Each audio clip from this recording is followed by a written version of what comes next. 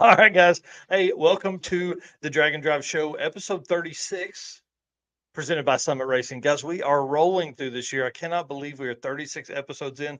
And dude, there was a couple times there where we skipped shows because we were at events. We skipped weeks of time there while we were getting things sorted out. It's been a crazy year. Guys, let's get this thing started. We have two amazing guests on the show tonight. We have Scott Thompson and Bret Marvil, both C10 truck owners. I can't wait to hear the list of square body trucks that Bret owns because I think it's lengthy. I think he has raced five different C10 trucks, but they're all around the same year. So I don't know. We're going to let him talk about that. We're going to talk about all kinds of stuff, podcasts, who listens to what new podcast is out now that you guys are going to have to add to your mix, and a ton of other stuff. Dude, hit the intro video and let's get this thing started.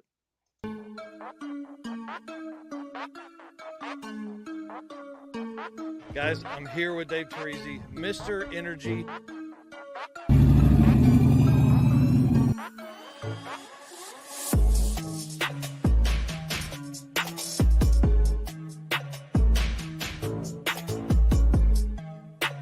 Oh, yeah, I'm psyched to be here. Thanks for having me. And I'm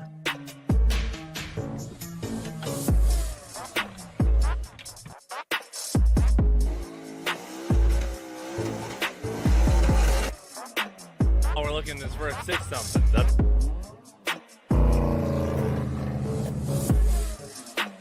Excited you're here. It's going to be a ton of fun. Great weather. What's going on, guys? Thank you so much for having me. I'm really excited about this right here.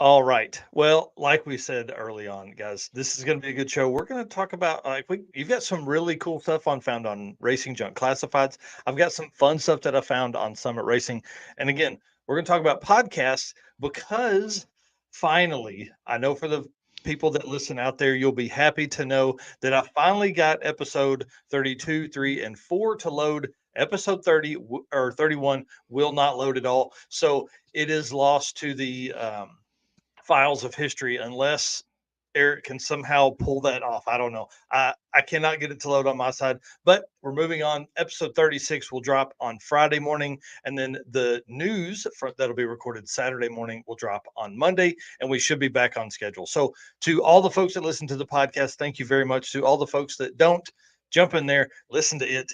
It's basically this, but in audio format, so it's much easier to consume if while you're in the shop wrenching on your car, either trying to make an event this year or getting it ready for an event next year. All right, my name's Mike Narks. I am the host of the Dragon Drive show, which you're watching now, and the news, which happens again on Saturday mornings. I'm a Dragon Drive statistician, I guess is what you'd probably call me, promoter and announcer, and my co-host, who's over here this time. Eric, introduce yourself and tell them what you do, man. I am Eric White. I am the co-host of the Dragon Drive Show and Dragon Drive News. When I'm not helping with Dragon Drive Addiction, I am running my own channel, which is 815 LSX Swaps, and I am still currently a rising creator on Facebook. Somehow I've managed to keep that going week to week. Dude, 6 weeks in a row now. Let's answer this comment right here, right out of the gate. So it's a Facebook user, which means they are in the Dragon Drive Addicts group. And essentially it asks, what do we need to do to be able to be seen, to have our name seen in the comment section or the chat? Simply scroll down to the bottom of the description on the Dragon Drive Addicts Facebook group, and you should be able to click on the button to allow StreamYard to use your username in the stream. Now, if you're watching this on YouTube or you're watching it on Eric's personal page, my personal page, or the Narcoleptic page, or 815, wherever else, your name should pop up there. So don't worry about any of that. Guys, let's get started. First off, we got to thank all you guys first. I mean, really, thank you to our race car friends. You guys make all this possible with your comments, likes, and shares, all that. We appreciate that. It really helps.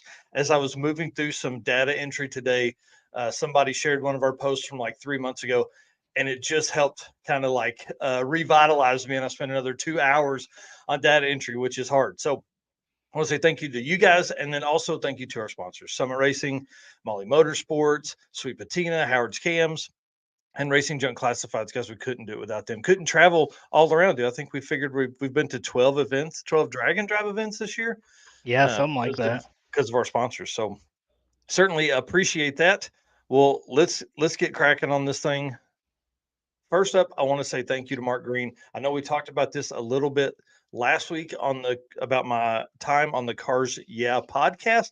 It has actually dropped. It's out now. You can go listen to it. Guys, episode 2415.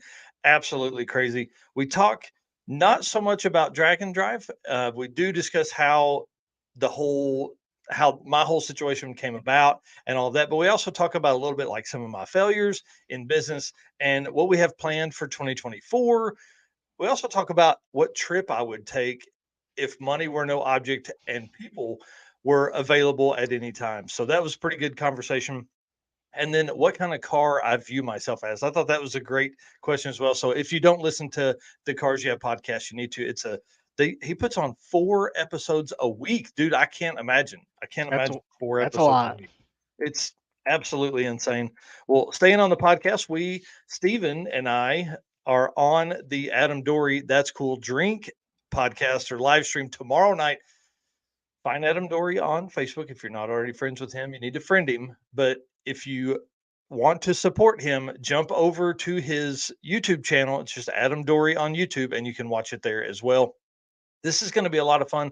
Adam's been on this show with us. He's been on when I did the Narcoleptic podcast.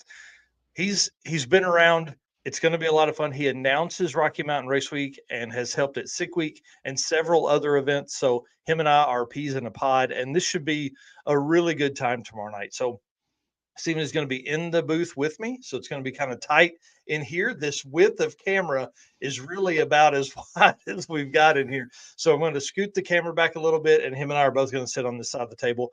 And I'm trying to work out 2 microphones now so we don't have to keep leaning over to the same one. So anyways, Adam Dory, find that tomorrow night. It's going to be a blast. It's really going to be a lot of fun. And we're going to be able to tell a lot of stories that we really don't talk about here. You know, him and I growing up, our car history, what all cars we've owned. We're not going to have Steven list those because it'll take forever because he has automotive ADHD, but that's going to be a good one as well. And then I'll be there tomorrow night too. So dude, not on the screen, but I'll be making inappropriate comments in the comments. That's exciting. Well, guys, make sure you do the same. It's going to be a lot of fun again on the Adam Dory channel. And then, did you see this, dude? Yeah, Magazine is finally bringing us a podcast. I'm excited. That's going to be pretty cool. Oh man, Mike Galemi made a big post today about it and actually showed a picture of Freiberger and Loans and the Ring brothers at SEMA recording an episode. So I'm really excited to see this come out. One, because we know Brian Loans is one of the greatest announcers and commentators that's out there in the drag and drive, but also drag racing game. But then his wealth of knowledge goes really, really deep. And he's one of the hosts. David Freiberger's a host. There was somebody else on there listed that I'd never heard of, Jerry McCann or something like that.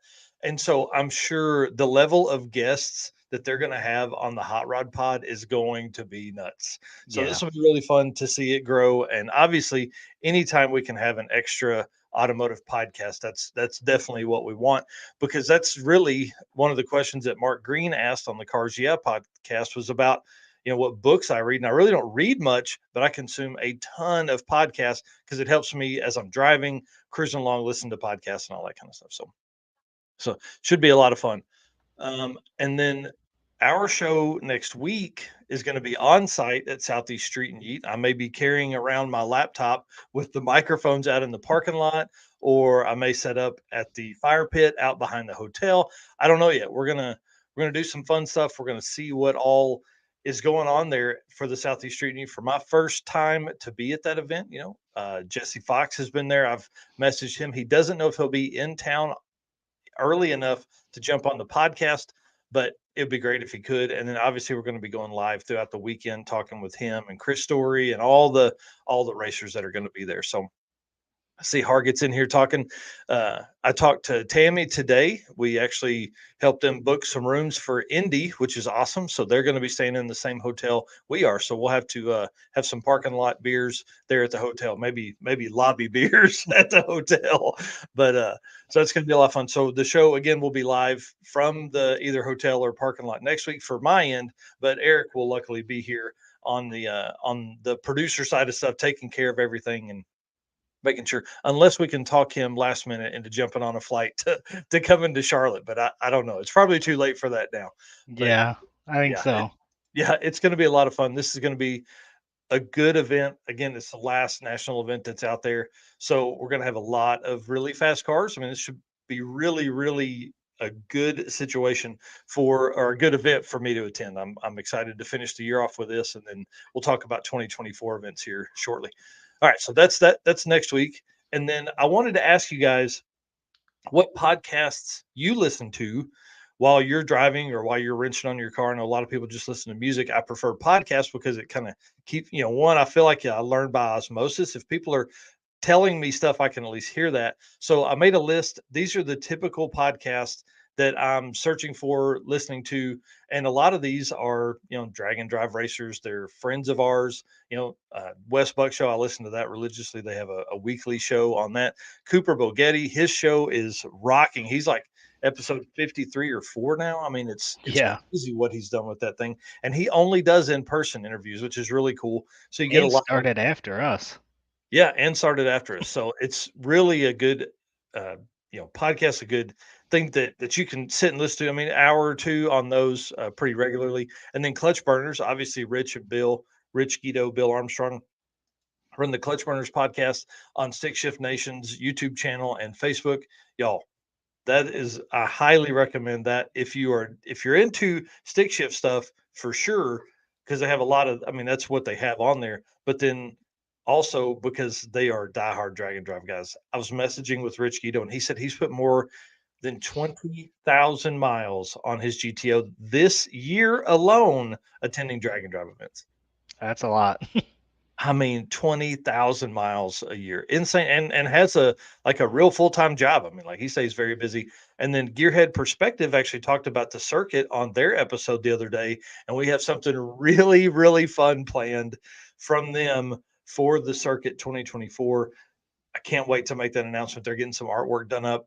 Maybe in the next 2 weeks, we'll release that. So gonna be a really good way to raise some extra money for the kids and all that kind of stuff. And I don't know, it's going to put on a show. It's going to put on a show. I'll just say that. So what are some podcasts that you listen to that I maybe didn't have on here? I don't listen to a ton other than Bogetti Studios and Clutch Burners for automotive ones.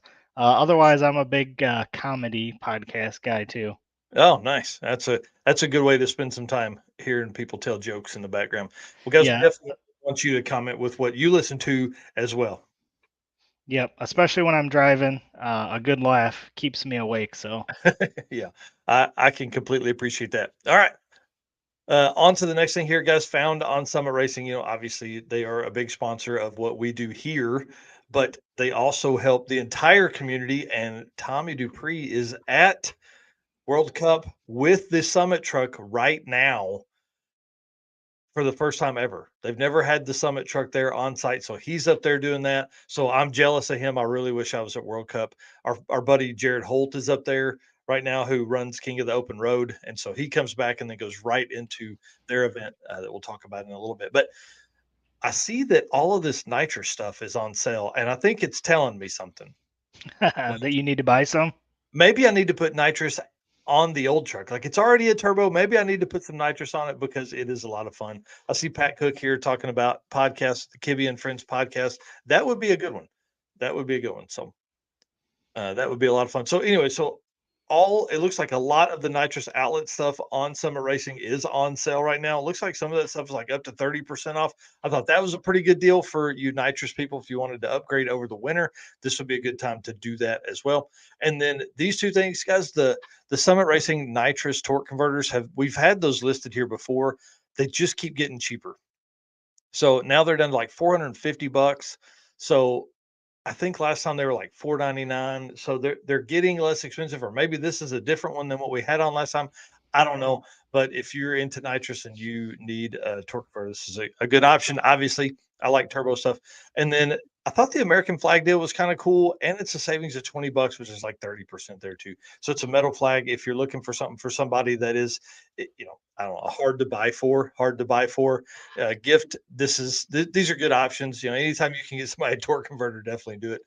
And then Summit also has they have like a 4-minute long video that has some ideas for gift giving.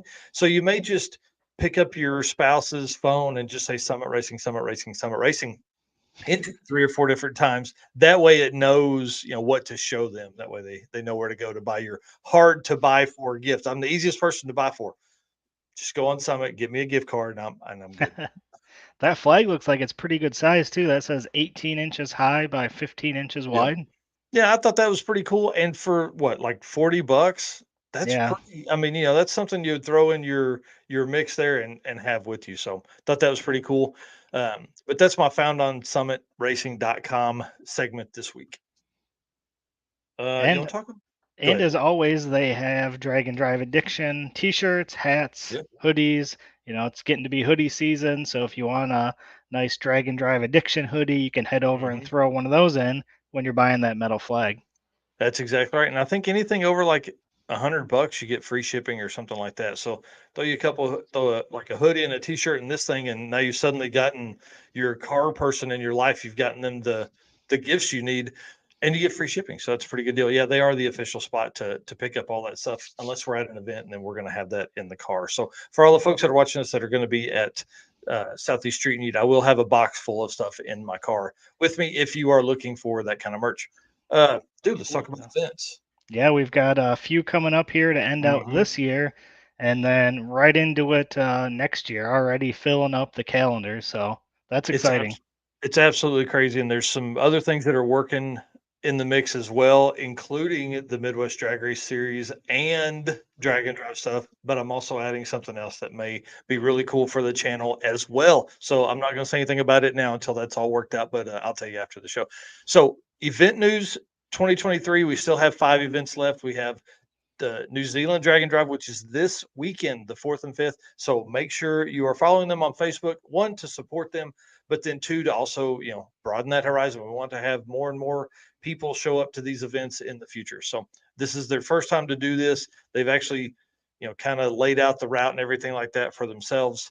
And then they're doing this with a bunch of people. So it looks like they've got at least 15 people signed up already based on the pictures that they had posted on the page. So kind of cool. And then we've got obviously Southeast Street-N-Yeet, which again I'll be at next weekend. Yes, next weekend, not the upcoming weekend.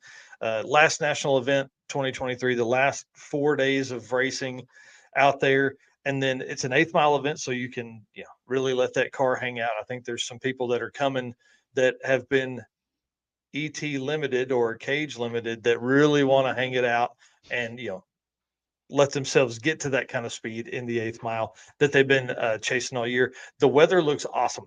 Looks like it's going to be like in the 60s, 65, 68 as the high a couple different days, and then down in the 40s at night. So I'm doubling up on my sleeping bag. So I'll be camping. And then you saw Ryan Hargett in here earlier making comments. He is going to be there, and he can, if he does all he's supposed to, he can match Corey Thompson's world champion points. So it could really come down to the wire right here for the world champion. So that's kind of exciting. We're revisiting 2 tracks from Drag Week, which I was on. I need to put together a list of tracks that I've been to this year on Drag and Drive events and go through those. That'd be cool. So, yeah, we're revisiting 2 tracks from Drag Week, and we're adding 2 more. So the Drag Week tracks are Darlington and Carolina Dragway, and then we're going to hit Shady Side, which is the host track, and South Carolina Motorplex. So should be a lot of fun. I mean, these guys talk, and I'm sure Scott's going to mention it here in a little bit when he's on, that these are some of the stickiest tracks in the country. So what we got Jason Hurley saying here? He says, yep, I haven't made a post yet, but you're welcome to talk about it if I like. And we went over this a couple days ago.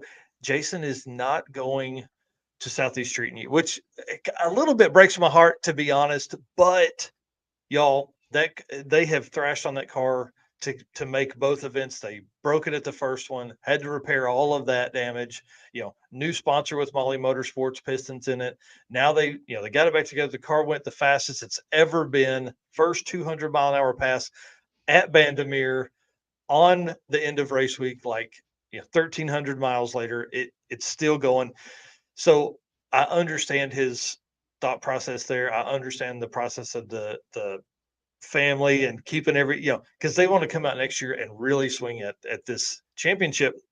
So this year being the first year, obviously you'll always be the first ever, but next year we'll have some momentum behind us. Who knows what we'll be able to come up with next year for the winner. And I mean, maybe we can even award two things. I don't know. So it's going to be interesting to see that. So I understand completely, Jason, understand that from logistics standpoint as well, because, he lives in Colorado. So getting all the way to North Carolina adds at least probably 2 days each direction. Right. So, you start figuring up time off and things like that. And I mean, let's be honest, he's already been on 2 drag and drive events this year that are week long, that are 7 days each. So he's already spent 9 to 11 days. So it's 20 days of racing, So, Yeah, anyway.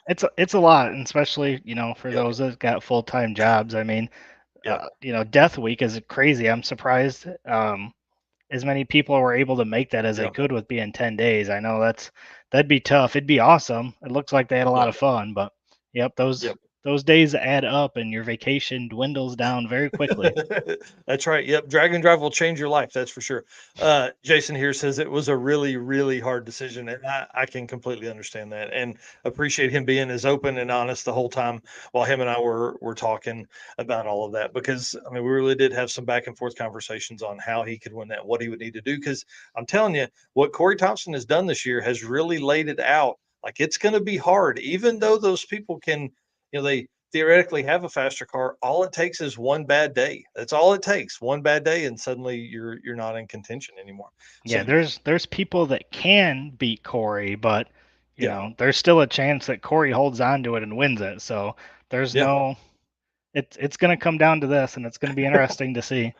That's right. That's right. Well, King of the Open Road, I have it up here on the screen. Phil Balmaceda in the filthy ZR1 Corvette is hitting that one again. And our friends in the Unlovable Love Truck are hitting it for their 8th drag and drive of 2023. I was wrong last week. He said he has done Death Week, made 7 events for Dustin and Don Cottle this year. Absolutely insane. Yeah, that's Man, so awesome. it is so awesome. And we'll be giving them a special award if they're going to PRI. Would love to present it there. If they're not, I will drive myself to Tulsa to hand deliver this prize, and just in a way to say thanks for what they're doing for the community. Because what all we do, they also do. They're out there driving around, driving people to come to drag and drive events, because I mean, dude, 8 events in a year. That's insane, man. Yeah. It's insane. They've So raced almost as many events as we have attended. that's exactly right. Ain't that wild? Yeah. In a 10-second or 9-second truck. Like, it's Right. been low 9s, from our Built for Drag and Drive featuring them this weekend. So pretty crazy. So again, King of the Open Road is the season ender for North America, for all of the Americas. Dude, think about that. That's the last event for anywhere. Yeah, and I just, 2023 and it in the doesn't, States.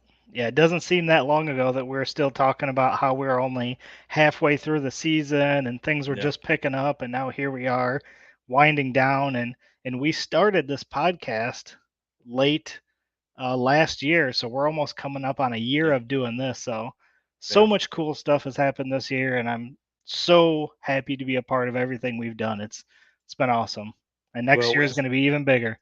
Yeah, we certainly appreciate you being here. And I know everybody that watches these appreciate that. So we're going to be a little sentimental as we slide into home. Here's what you're saying there. As the year ends, it'll be a bunch of tears and stuff. Anyways, King of the Open Road, we can cry later. King of the Open Road, November 17th through 19th at the Texas Motorplex in Ennis, Texas, or Enos without the P. You got to get down there. If you're anywhere close, I'm telling you, this event is a good one. It's 200 miles worth of driving through. I would imagine he's going to take them northeast Texas from that location. Tons of great road. And Jared puts on or puts together some of the best routes in any drag and drive event. So they've still got a few spots available, and they're doing roll racing, drag racing, and a car show. So you can get in any way you fit in. They've got tons of cool gift bags and all that kind of stuff. So definitely look into that, kingoftheopenroad.com for the website. And then you can find them. They're very active on Facebook under King of the Open Road. And then we've got 2 more events, and they're both in Australia, dude. Yeah. This has never happened where Australian events have landed on the same weekend. So the Road Trip Drag Challenge, Mick was on with us a couple months ago, I guess probably 8 months ago, talking about these events. This is their final and third event of the year to host. Crazy. Yeah. And then Central Victorian Drag and Drive at Mildura, I guess is how you would say that, kind of in the southern part of the continent or country. It's pretty crazy. I mean, these are like 1,000 miles apart, so they'll have completely different cars. And when you look at that map, like that shows just how big Australia is. Like that's 1,000 miles between those 2 events, and there's still all that other space. So Yeah. They're pretty only crazy. just in a little corner of the area there. So there's still a lot of room. I mean, I don't know where all their tracks are, so there might not be tracks everywhere, but there's still a lot of room for Australia to grow for sure. Oh yeah, that's for sure. And I'm sure there's a lot of airports. That would be one thing. And then Pat Cook talking about it's going to Granbury, talking about King of the Open Road here. I'm trying to figure out if I can make it, make it to an event in my home state instead of driving. Pat drove 880 something miles to come up to the circuit in Joplin, Missouri, and that's only halfway across the country. So you can imagine the lengths of mileage that dude drives, and then gets on a motorcycle and competes at that level in a motorcycle. So pretty crazy stuff. Pretty crazy stuff. Well, one thing we talked about earlier was definitely our sponsors helping make all of this possible. Guys, we want to thank Molly Motorsports and their awesome Power Pack pistons by playing this ad. Molly Motorsports is the official piston of DragAndDrive.com. Molly's Power Pack piston is the perfect candidate for your drag and drive car. Molly Motorsports competes in drag and drive events and supports our community. Project manager Eric Grillo raced a 10-second stick shift Nova at Hot Rod Drag Week 2022. He's also competed in Rocky Mountain Race Week last year with his C10 truck. Visit mollymotorsports.com for the most recent line of products. Yes, and that sweet buttery voice you hear there is our friend Destroyer 1320. Guys, he's at SEMA right now with his product that helps save Mopars from being stolen. Yeah, that's pretty wild. He's got his first booth at SEMA, and we have our first booth at PRI. I know. I'm so excited. So excited. So 100%. Booth 4746. Guys, do you have the stickers there close to you? Of course I do. The first 100-ish, I'm going to say, guests that come or people that come see us at the booth, guys, you're going to get one of these specialty decals that nobody else is ever going to get anywhere else ever, never, ever. This is pretty cool. I'm excited to have these. Eric, I want to say thank you for coming up with that idea and doing the artwork and ordering those and being the point man on all of that. It's pretty cool to do that. Guys, we're hosting the first ever Drag and Drive Awards December 7th at 11 a.m. in room 209 at PRI. Do you know how big this is going to be for the community? Like, this is a big deal, man. I hope people are getting excited because we're not just talking about the Drag and Drive World Championship there. We're also talking about at least 20 or 25 other categories that people are going to win. So, yeah. And on top of that, how many new Drag and Drive people are going to be there watching that are then going to get into a Drag and Drive event next year? Yep. Well, and again, I go back to the Mark Green podcast at Cars. Yeah. He didn't even know what a Drag and Drive was legitimately. So there's a lot of people in the car scene that still don't even know what we do. And if they've heard of it, they don't know anything about it. So that's going to be really fun. A great way for us to, welcome people back into the community or welcome people into the community by having a booth there and talking about Drag and Drive all weekend long. So yeah, it's going to be fun. Really cool. Yep. And then on Friday, we're going to be at the Howard's Cams booth Did I put that decal? Did I put that picture in here? Nope, I sure didn't. We're going to be at the Howard's Cam booth from 3 to 4 p.m. as a meet and greet. We're going to go over and take some pictures of folks that come up to the booth there. So if you are going to PRI, please come by the Howard's Cam booth 3221 in the Yellow Hall from 3 to 4 p.m. on Friday. And then we're also working out times that will be at Summit, at Molly Motorsports, at the Racing Junk booth. And then we'll have Blake from Sweet Patina come by our booth and we'll hang out there for a little bit. So make sure you come by. We're going to have some other goodies that are going to be in bags for everybody. And then we're going to have one special thing that, again, this is going to be the first time this is going to be offered to anyone, anywhere. So bring just a little bit of cash for you. You want to tell them about that, Eric? Because that's something else that you did for us. Yeah, so this is something I've been wanting to do for a while. Mike and I have talked a little bit about it, but something that every one of us watching has is a set of keys. So we have come up with a Drag and Drive Addiction keychain with hashtag race car friends on the back. That's awesome. Am super excited on how these turned out. They are amazing. They're nice. Kind of the remove before flight tags, key ring, and everything is already installed. So literally hook it up to your keys, and then you can show everybody Drag and Drive Addiction and hashtag race car friends. Yep. And then so those will be available at the booth. $10, I think, is what we figured on. Yep. So bring a 10 spot by. We probably won't have any change until a few of those sell. But guys, that's going to be your first opportunity to pick those up. And then they will be available on the website afterwards. So we're working through all that, getting all that set up. But we wanted to definitely provide that to the PRI people attending. And then we had Danny Fatco was asking the other day about how to attend PRI. You can become a member. We highly support that. $40 for the year, and that gets you free entry into the PRI show, but then also tons of other discounts on products and things of all of that nature. You don't have to be in the business to be a member. It is available to the public. Yep.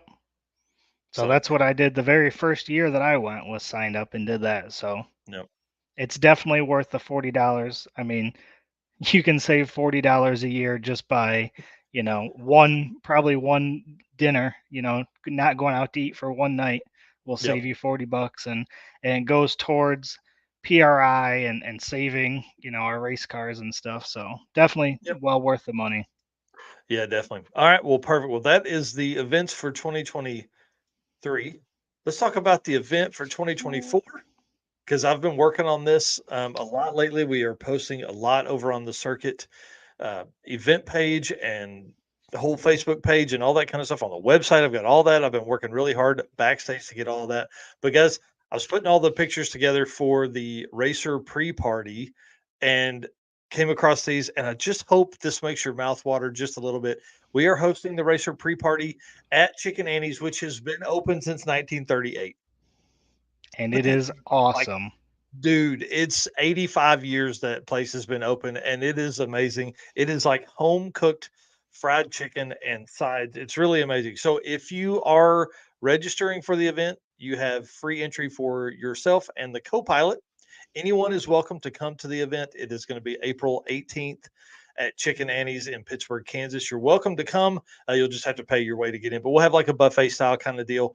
And it's going to be a great way to kick off the weekend and probably the last good meal anybody's going to have for the whole weekend, really, to be honest. So we're going to do dinner. We're going to do dinner and fun on Saturday night for the racers, but it won't be this kind of food. It'll be pizzas or burgers or something like that. So, and when you walk inside of this place, it's literally a time capsule.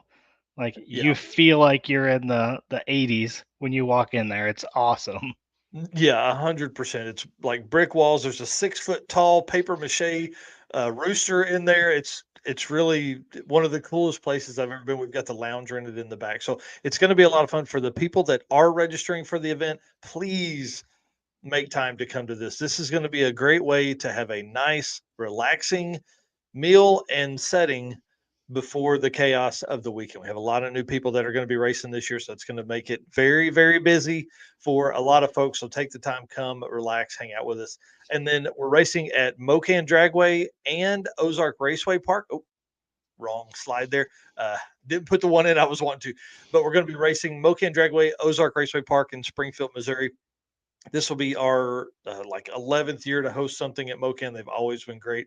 3 days of racing is the first time we've done that. We've usually done 2 days of racing and 300 miles of street driving. So we're actually taking Route 66 from Joplin to Springfield, which is really cool. We took Route 66 from Joplin into Oklahoma last year. So we'll actually be covering in total, racers that have done both years, about 200 miles of Route 66 and a lot of historical spots on there. So if you are a company or a person that would like to be involved in the event, holler at us. We have all kinds of sponsorship packages, things from like the First Broke Trophy that Send It Race Media is sponsoring, all the way up to the Racer Experience package, which covers feeding people every day, this pre-party, the racer party on Saturday night. So if you would like to be a part of that, please reach out and talk to us. Now, let's talk about this photo here, because this is kind of cool. The racer, her name is Casey, and then Chris Story caught a Casey's truck driving by at the same time. I thought it just really spoke to me. So that's the picture I used.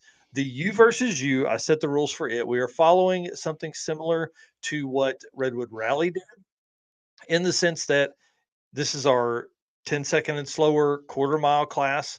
What I liked about how Redwood Rally did it and some others do it, Red Hat Scotty says that Bucky's in Springfield should be open by then. I know one route stop that we're going to be making.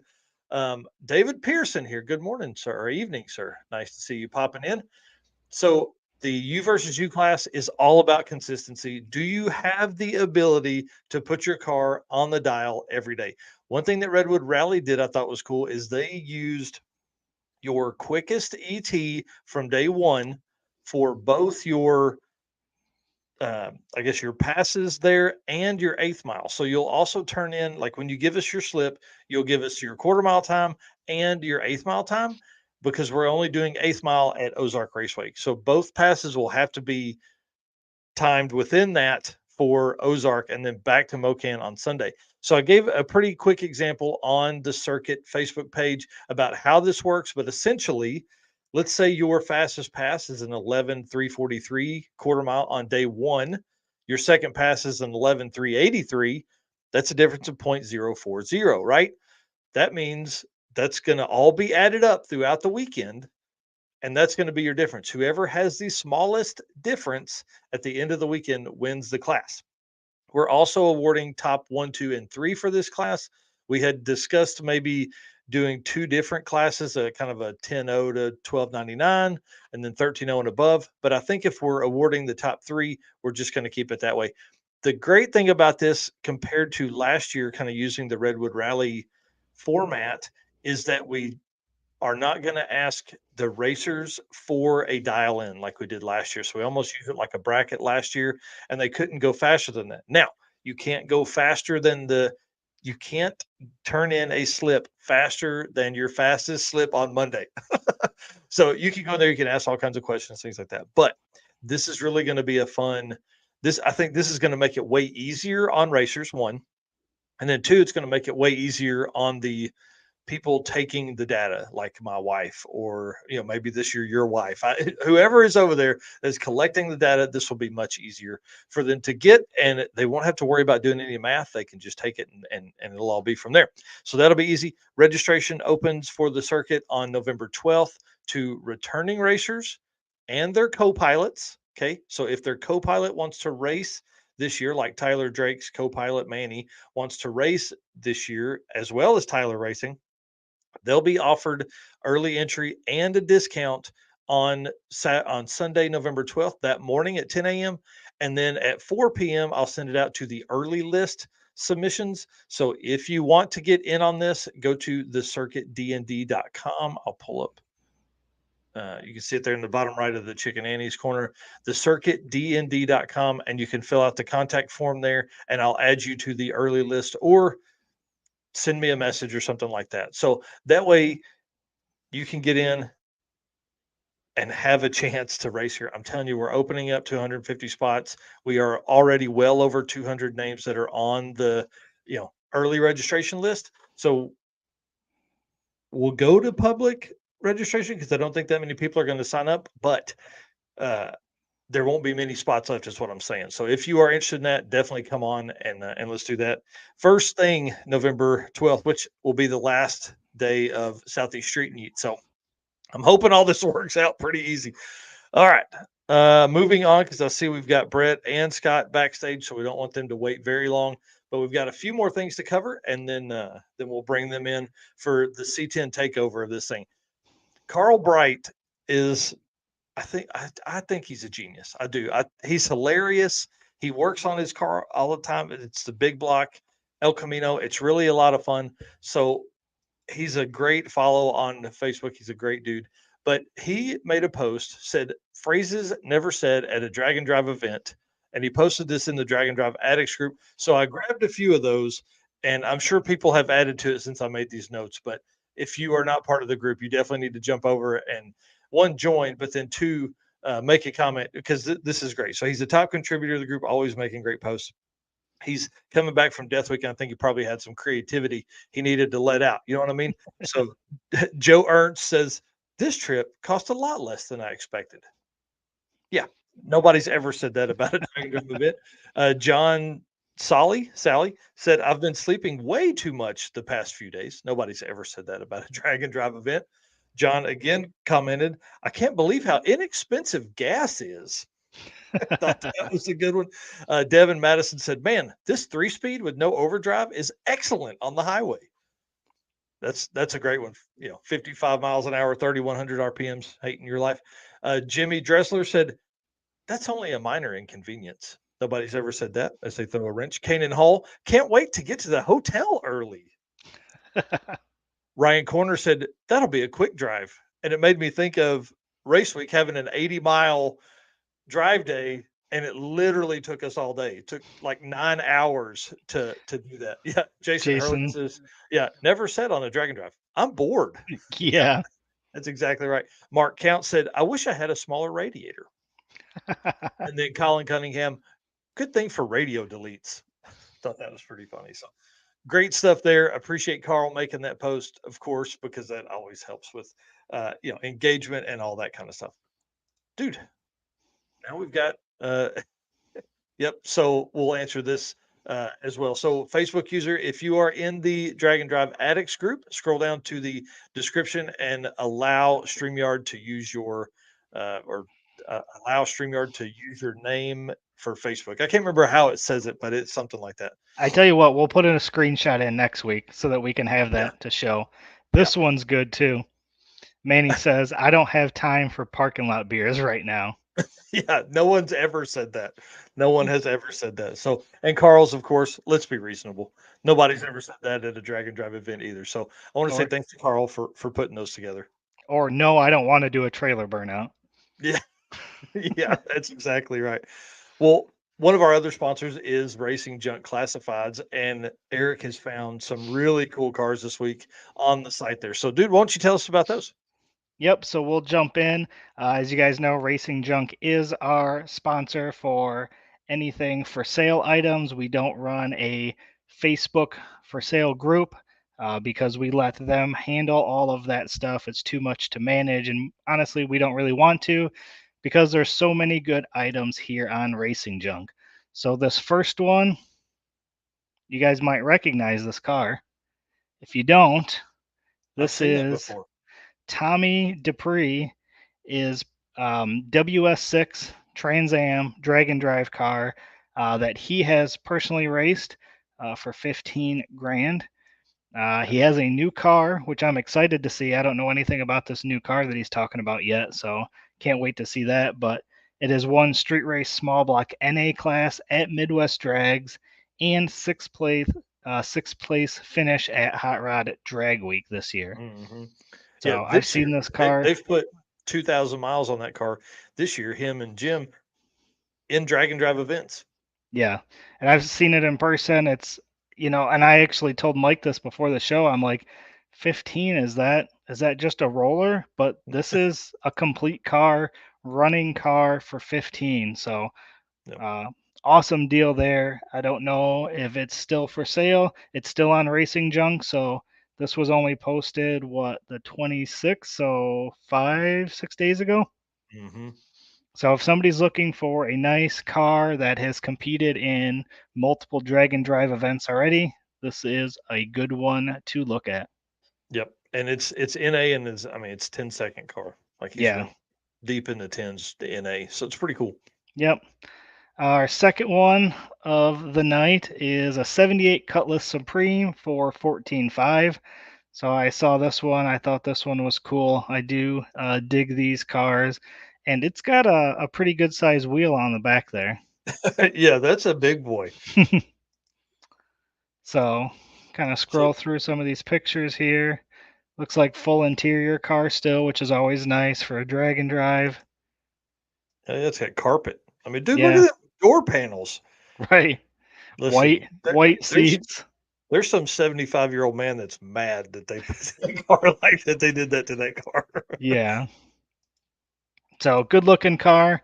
Mhm. It's a 406, 514 rear gear, 4-bolt main, forged steel crank, steel rods, roller cam, Clay Smith, Edelbrock Performer, RPM port match heads, Da Vinci carb, Dang. timing, Milton gear set, and Steph's aluminum oil pan. So this one is in Tucson, Arizona. Nice. So that's our second one. Our third one here is a 96 Ford Mustang Cobra small tire for 26. Thought this one was a pretty nice looking car. I think this one had a PDRA sticker on the back there, so it's done probably some bracket racing, but it's got a cage in it, nice seat. Again, still has a factory dash inside there, parachute mount, switch panel, stuff like that. So another pretty sharp looking car. I don't remember if this one was a roller because the picture there is not an engine there. 96 Cobra bought new and then turned into a small tire race car. I thought that was kind of cool. Car ran an NMCA limited street set up for turbo. So yeah, I assume that's a roller 25.5 chassis, NHRA certified to 750, but it is expired. All steel, all glass, factory floor pans, dash door panels, race pack computer, MSD 7AL ignition box, painless wiring switch panel. So Wow. Yeah, a lot of car for 26,000. yeah. Somebody needs to throw a junkyard LS in that thing. I think I could do that. Yeah. And then our last one, I had to throw this one in because the guest that we have on this week, we have a 73 Chevy C10 pickup for $13,500. Very clean looking truck. It's in Kemp, Texas. It's a 73 with an 84 front clip and dash. Can drive it anywhere. Truck is beautiful inside and outside. Floor has been dynamatted for sound deadening. Brand new carpet. Door panels. Paint's about a year old. Shaved taillights. Mild 355 small block with a 700R trans and a shift kit with a 3000 stall. Yeah. So sweet. Well, these things that are coming up definitely know all about C10 trucks. One of them, I think, owns 11 of them or something. Yeah. Yep. So these are your found on Racing Junk. Again, thanks to Racing Junk for being our official buy, sell, and trade site for drag and drive addiction. All right. And then obviously we want to thank our friends over at Sweet Patina for being the first sponsor to ever come on board. We appreciate Blake and the team over there. And then they give us a discount code, dude. D&D 57. You see they got shirts and roof racks and all kinds of cleaning products. But man, what they really got that I like is this Go Fast paint or Go Fast parts before paint. I love that shirt and decal. And then they also have the TKO hand cleaning wipes. Best hand cleaning wipe out there. D&D 57 for 10% off of your entire order when you order through sweetpatina.com. But you can also find them on Summit Racing and just throw that stuff in your order as well. So appreciate them coming on board a long time ago. And then I want to ask folks that are watching this now. So it's very hard for me to take a ton of content during drag week or during these events and then come home and spend the time editing those in the way that I want to. That's not hard. The hard part is doing that while I'm at the event, right?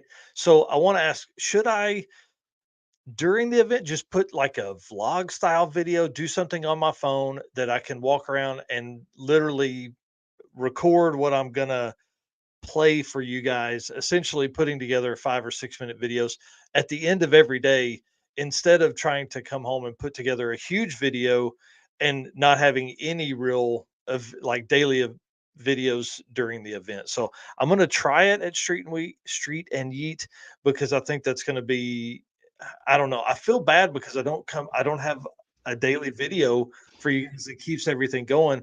I mean, we put out a ton of shorts. NHRA stock is talking about shorts, but I definitely do a lot of those. But I feel like there needs to be something between, that 15 to 60-second video of that's just clips of drag racing and things like that, that tells a little more of a story I can interview some people and things like that, but not take me the hours and hours it takes to edit a big video from the big camera with the mic and all that kind of stuff. So I want something kind of in the middle of that I can roll out almost daily. So I'm going to attempt that at Southeast Street-N-Yeet, and we'll see how that goes. And you guys will have to tell me if you like that style. And then of course I'll come home, tell the class videos and all that kind of stuff that we normally do that I haven't done for Drag Week this year, because this 850 class video is going to be probably 30 or 40 minutes long once I add the passes and what that meant. And I mean, it's the script on it's like 6 pages long of what I'll be coming out here recording between days and passes and all that kind of stuff. Yeah, and that's the struggle with going to the events, and you get 500 videos in an event, and we've talked about this before, trying to organize them so we even know what the videos are. So I like that idea. You can kind of do an intro video in the morning when the event starts, record some passes, maybe do updates throughout the day, and then at the end of the event or the end of the evening, just kind of do an outro, and I think that'll work really well. Yep.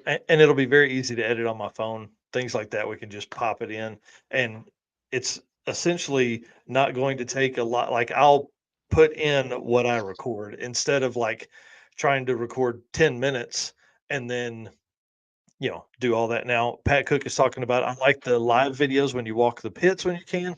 It gives the viewers what we can't see at home. And we'll definitely be doing that as well.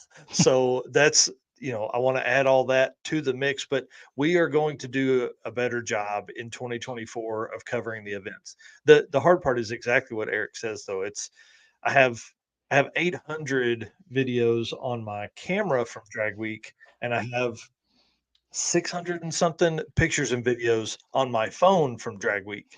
So there's 1,400 things of content to go through that.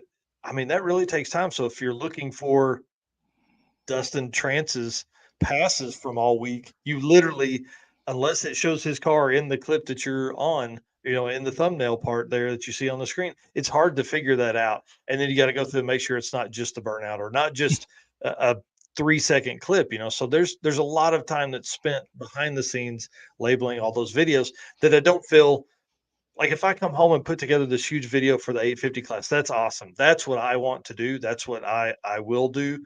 But also for the folks at home that aren't getting to attend the event, they need to see more of that. So that's what I'm gonna push for. So we're gonna see if I can manage all of that. I may have to up my caffeine intake at Southeast Street-N-Yeet. And I'll be here, so like we've done before, we can create a folder, share content, and I can help edit and upload stuff while I'm at home. So hopefully, maybe take a little bit of load off you. Well, I appreciate that for sure. Let's do one last video before we bring these guys on, because obviously we're going to do the C10 takeover with Scott Thompson and Bret Marvil. This is going to be a great show. I'm excited to have them on, and it looks like it's about perfect timing, because we're going to spend at least an hour talking about their experiences. These guys have attended all of the Drag and Drives, and so it's going to be a lot of fun there. But let's thank Summit with their new video that's out right now on their way to 200,000 subscribers. What's up, guys? Justin here, wrenching away on another awesome project for our YouTube channel. We've done some really cool stuff over the years, like our Baja Bronco build, or our Project 1000 6-liter LS build. Or how about this one, our 57 Chevy Barn Find rebuild with Robbie Layton Nation. We don't want you to miss out on any of the fun on our YouTube channel or at home. That's why we're giving away 3 $200 Summit Racing gift cards you can spend on your very own project. All you have to do is subscribe to our channel and comment on this video. Once we get to 200,000 subscribers, we'll announce our giveaway winners. Help us get there faster by sharing this post with your friends and spreading the word. In addition to project builds, our YouTube channel delivers helpful tech how-tos, celebrity interviews, event coverage, road trip fun, and so much more. All the more reasons to subscribe, comment, and share now to enter into our 200 for 200,000 YouTube giveaway. You won't want to miss out on any of our stellar content. Focused in on this beautiful face. And the insulation kit. Fire alarm. So let's pull our air hose off. With our one mounted, let's just. I'm just saying all sorts of random stuff because that's how my life goes. That wasn't really my best work. But seriously, enter for your chance to win a $200 Summit Racing gift card now. As always, the golden question is, what are you working on? Dude, I love Justin. He is hilarious, man. He's just like that in person too, which is cool. All right, guys, these guests tonight are some of my favorite people in all of Drag and Drive. They are a lot of fun. They both race these square body C10s that you see behind me, but there's also more that are back there as well. So Scott Thompson raced Hot Rod Drag Week this year with a 10.77 average, but his best pass of the week, 10.027 in what is essentially a brick. Absolute brick. So I met Scott at Sick Week 2022 and was able to grab an interview with him. He was talking about the truck a little bit. The truck's only gotten faster since that meeting. And so it's been fun to watch the progression of that and see their struggles at Sick Week 2022 and how they've overcome all of that. And they are here now. And then Bret Marvil is our other guest. And during 2023, this dude's attended Sick Week, Southeast Street-N-Yeet, and Race Week, all in regular cab C10 trucks. So he lives in, I don't remember if it's North or South Carolina. We're going to ask him here in a minute, but he's driven these trucks all the way there as well. So it's going to be pretty fun to do this. And enough of my talking. Let's bring him on. Let's stop talking about it. We're going to bring in Scott first and then Mr. Bret. Probably the easiest way to do this is we'll work like in this loop. Oh, no, the other way. So we'll go like down to Scott and then we'll go over to Bret when we're working through questions and all that kind of stuff. So y'all take a minute and introduce yourselves. Let's start with Scott, where you're from, and then how long you've had this truck that you've raced most recently. I live in Lexington, South Carolina, and I've had this truck for I think I started building it right at 2.5 years ago. Nice. It was an old piece of junk that somebody owed me some money, and I took it as payment, and it was probably worth about $300 to start. Nice. Bret? So Bret Marvil, I actually lived all the way down in Charleston, South Carolina, about as far as you can get from all of our events. There you go. So I've got three C10s that I've been racing. The yellow one that you saw on the front screen there, that's what I call pudding. It's a 82, actually a GMC C15. Started out with a 5.3 TKO 5-speed in it. Sick Week 2022. That was the start of that truck. It was a long bed. That was fun. It progressed on and went to a turbo truck that never kind of got put back together. I ran both the Street-N-Yeets. I ran with the green 73 C10, and then the current copper colored C10 is the current backup truck until the yellow truck gets put back together. So the backup truck, the copper colored truck, that is a big block, right? Big block automatic. Yep, that's a big block 454 mild deal, 400, low 400 horse, little mild deal. Nice. And it's got turbo 475 straight out the motorhome in there. It's got a converter in it now, but drove that truck from Charleston, South Carolina with that trailer behind it all the way out to Colorado for Rocky Mountain Race Week 2023 this year for 2.0. and all the That's way back. awesome. That was a 5,000-mile round trip there. In a regular cab, long bed, big block, 3-speed truck. Correct. On the Yeah. bench seat the whole way. Oh man, that's cool. Well, I saw Tab was in here making comments a minute ago, and then Jason Hurley said that you were his hero because you always had coffee, even when you were camping at the track. Oh yeah, we've got a jet boil French press that just instant coffee anywhere, which comes in handy when you're driving halfway across the country because you pull over on the side of the road at the middle of the night at 4 o'clock in the morning, and you can make coffee immediately and get back on the road. That's great. Yeah, you're not having to wait. Or how does that work? Like, I mean, is it like propane or something? I don't guess I ever saw it. Yeah, it's a little metal, metal carafe that has a little heating element that clips onto the bottom, and then you screw a little green propane tank on the bottom. It'll use butane too. It'll be either one. Yep. But yeah, just fire it up. 4 minutes, boil the water, and ready to go. That's awesome. Well, let's run through, Scott, you didn't really get a chance to talk about the powertrain in your truck. So tell us a little bit about what's in that. It's a, your standard run-of-the-mill 6-liter LS motor with a lot of turbo. Yeah. It's got a S494 on it. Funny thing is, you said big boy. Wow. My 10-second times at drag week. My problem is slowing the truck down. I don't have an NHRA license. The truck will actually go bottom 8s at 4,015 pounds is what it weighs now. But since I don't have an NHRA license, I can't ever go faster than 10 O's. But at Street-N-Yeet, I can. So it's going to be a little different story there this year. We're going to really turn it loose. That's awesome. And we're running in unlimited with this heavy pig of a truck also, which is going to be interesting. Really? Against some little lightweight fast. Well, my tires are too big. I run a 295, so they won't let me in anything that I should be in. Gotcha. But like I said, it's going to be a different story this year at Street-N-Yeet. It's going to be a lot of fun. Well, and we're going to talk about some things that you would like to see at events, and one of those is a truck class. But we're going to talk about that in a minute because the rules you wrote were really good there. So let's kind of walk people through your drag and drive histories, though. Starting with Scott, like what got you into this? What keeps you coming back? I have no idea what got me into it. I built this truck to build basically a grudge truck, and because I did a lot of grudge racing back in my early 20s when I was in the military, and then progressed on to racing motorcycles. We ran a couple of friends. We ran drag bikes for quite a few years, and then just kind of got away from drag racing altogether.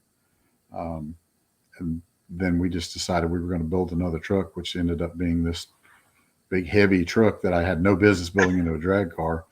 That then we did. Funny side note: Bret and I actually met at the first Sick Week. We were both from South Carolina.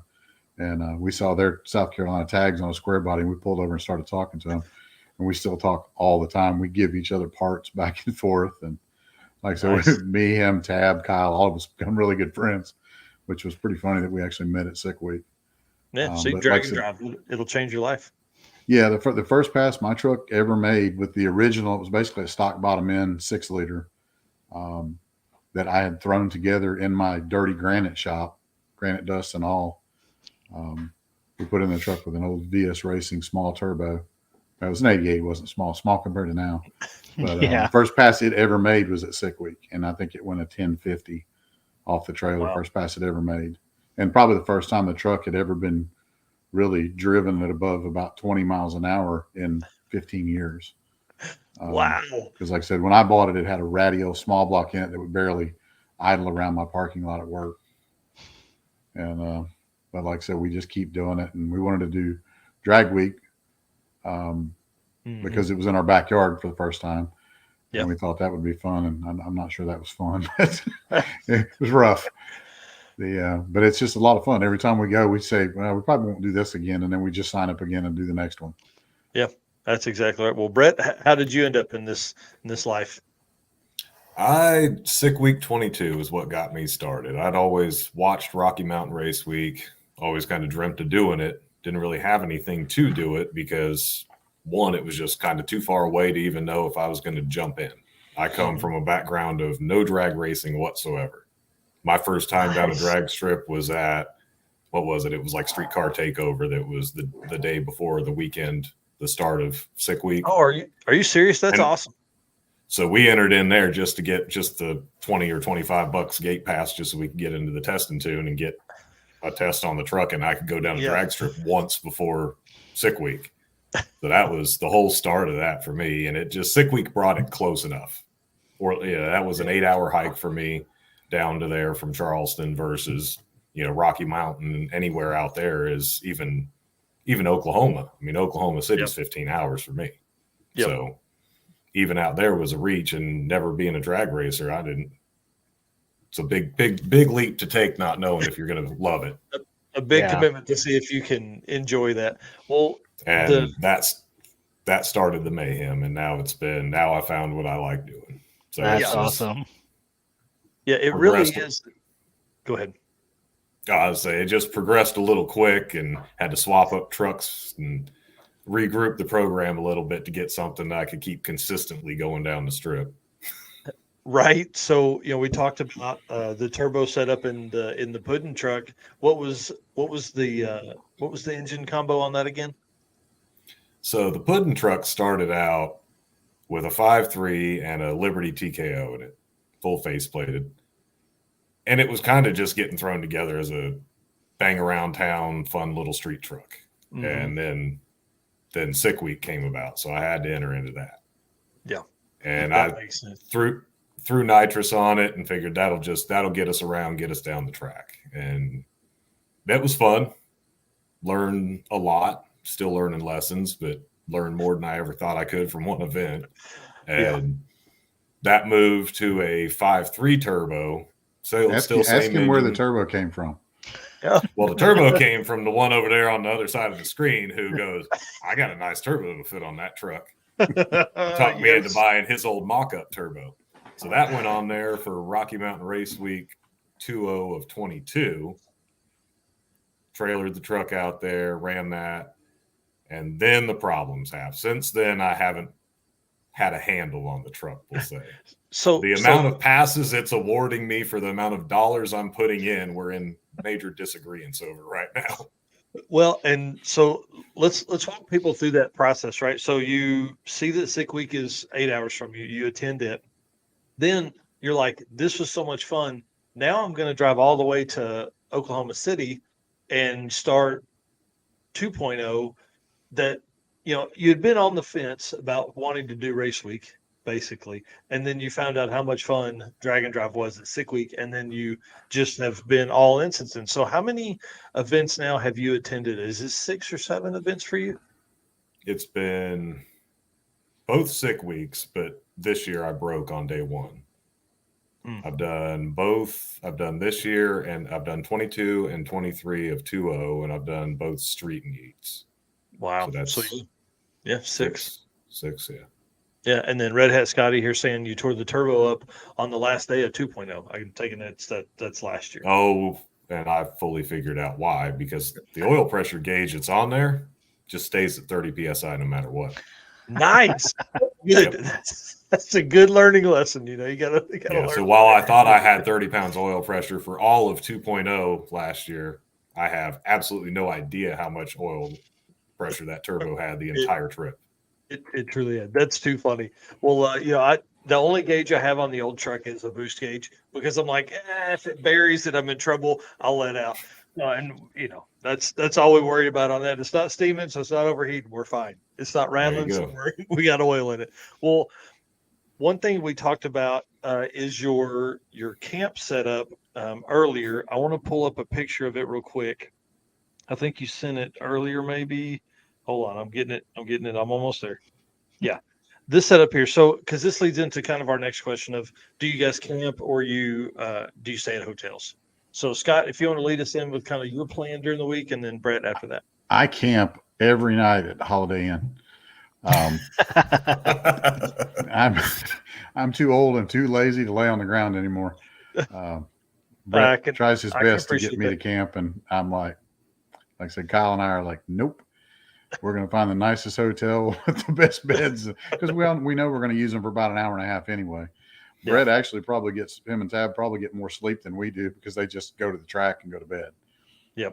You know, sometimes we end up driving an extra hour to a hotel and then the next day an extra hour to the track. Yep. So it's like I said, it's not a very good dollar for dollar proposition for hotels when you don't really use them.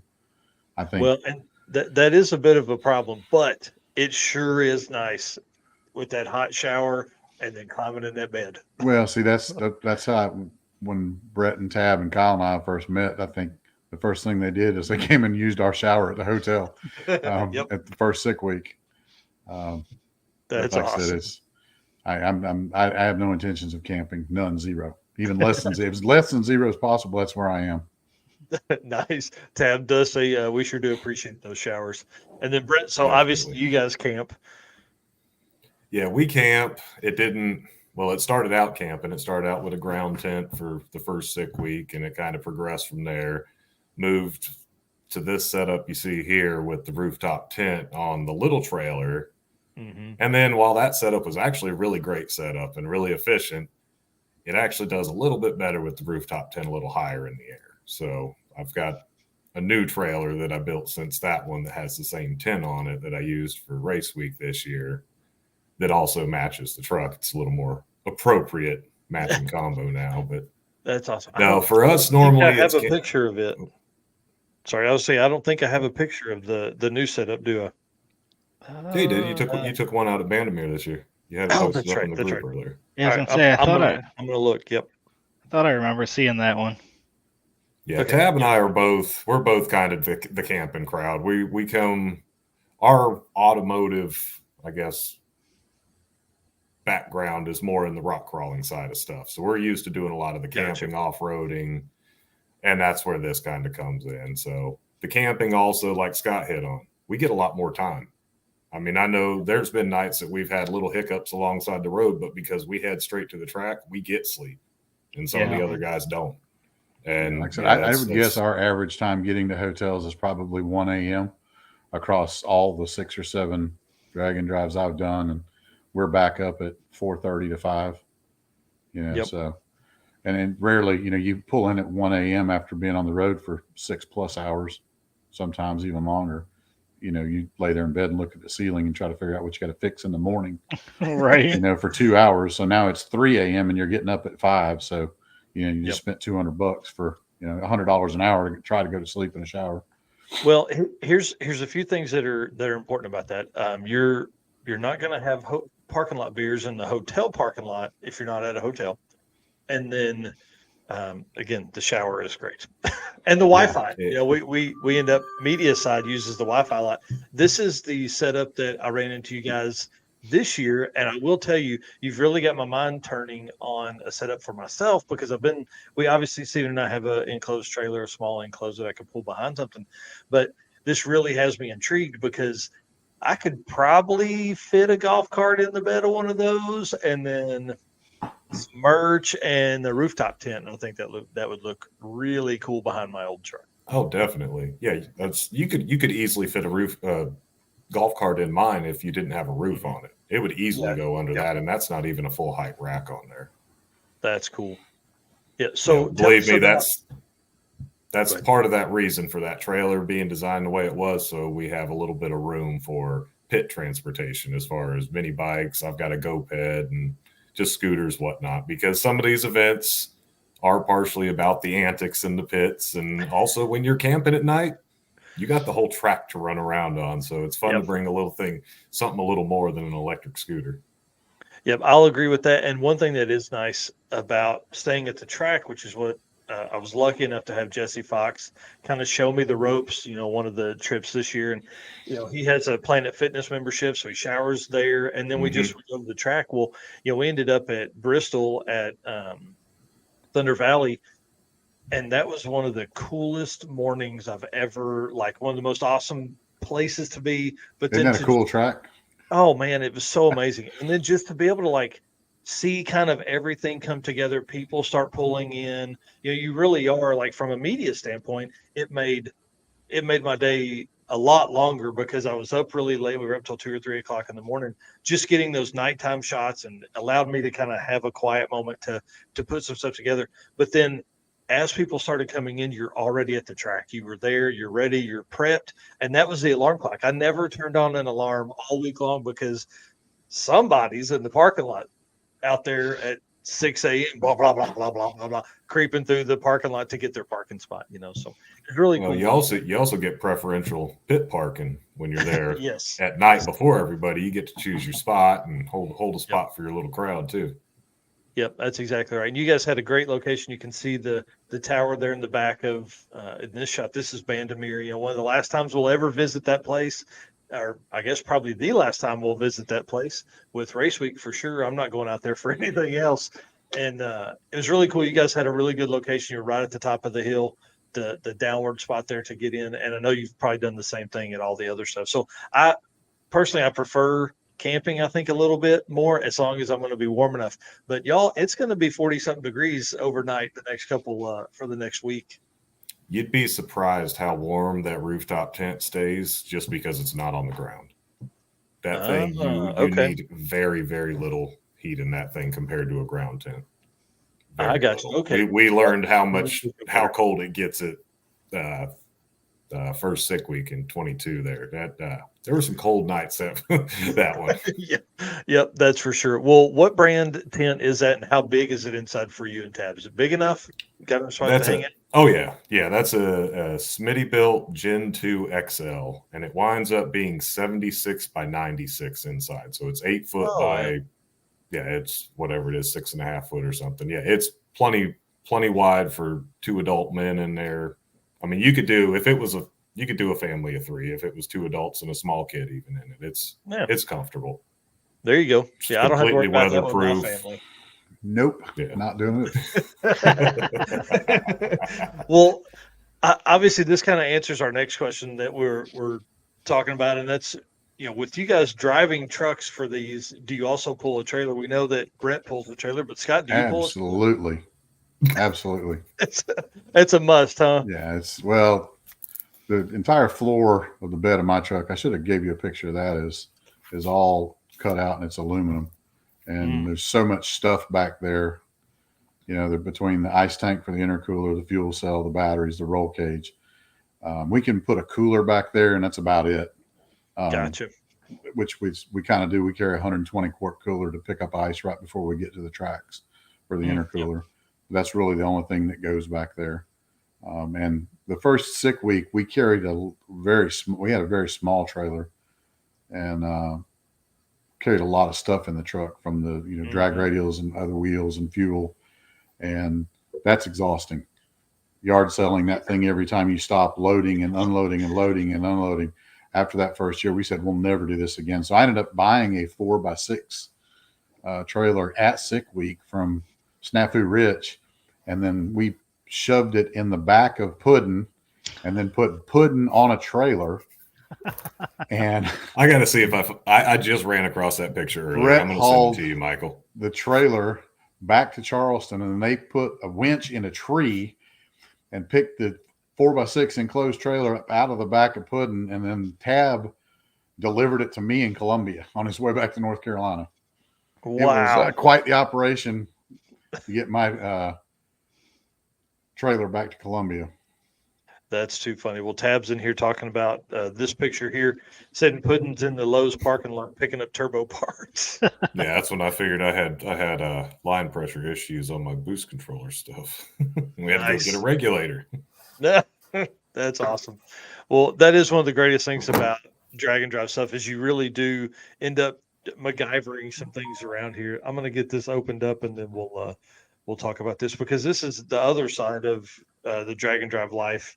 Right here is your friends helping you get stuff all around the country. So I know Steven, my brother, is always looking for parts and pieces across the country, especially if we're going somewhere new for drag and drive events.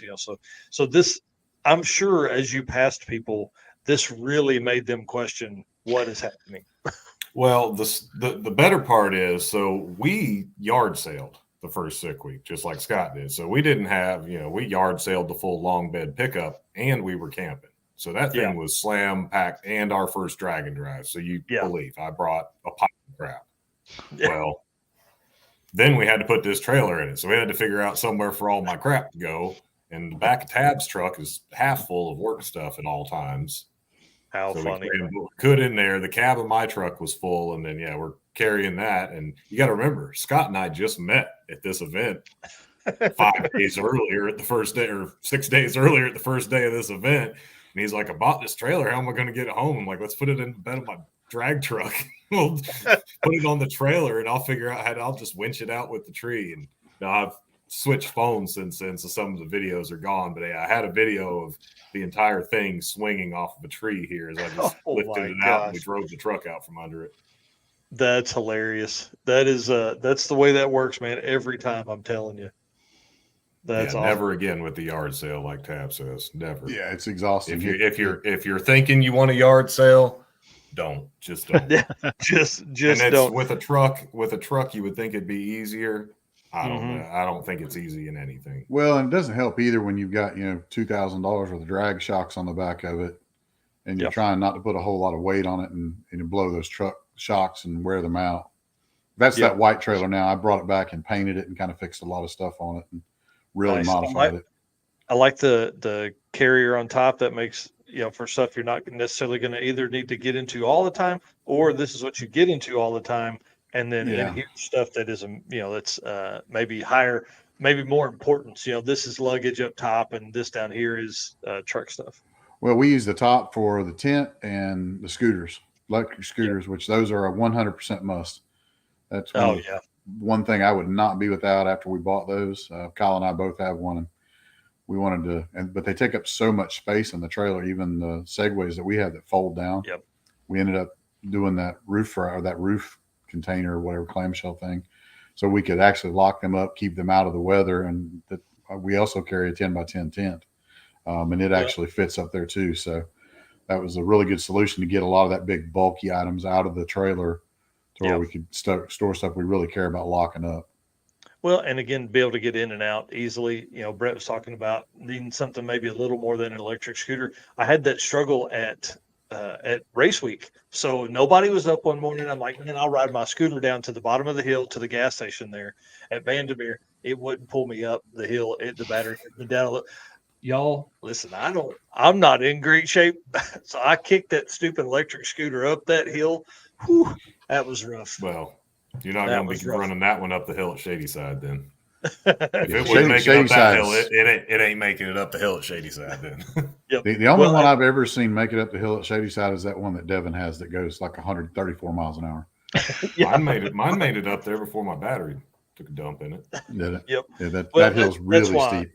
Yeah, and that's why I'm thinking about the golf cart and what that means for 2024 and all that kind of stuff for us, because like my little Saturn that I drive back and forth to events, it gets 30-something miles a gallon. It won't pull a golf cart. It's too heavy. So, we're going to look at all that kind of stuff. But yeah, that's why your pickup bed makes a lot of sense. A turbo LS currently in the old truck with a 4L80 and a 390 gear. I mean, I could, tune that thing way down and run along the highway and probably get decent mileage and pull what would be a bed matching like mine, like you've done, to end up, being where I want to be and having something cool to drive around in. So I don't know. We're going to see what happens, but that's enough about me. Let's talk about you guys. So obviously you don't yard sell. I think that's probably the way to go. I think everybody needs to experience that at least for part of their journey in this drag and drive world. But it's a good lesson that should be learned. If you think you should, just try it once. You'll regret it. Just load all your stuff up that you're going to take to the track and just go for a track day like that. I'm so OCD that I took and chopped up a $1,500 decked truck system, that goes in the bed of a truck with the drawers. I had one that I chopped up with a Sawzall, and it's now in my enclosed trailer. So I have a full length drawer, the width of the trailer too. Nice. That we put, and I've got jacks on the back of my little enclosed trailer now that we run down with an impact that you can climb in the trailer and it doesn't flip. Kyle's talking about the trailer drawer system, but I've got a flip up table on the side of the trailer. So we don't have to carry a table anymore.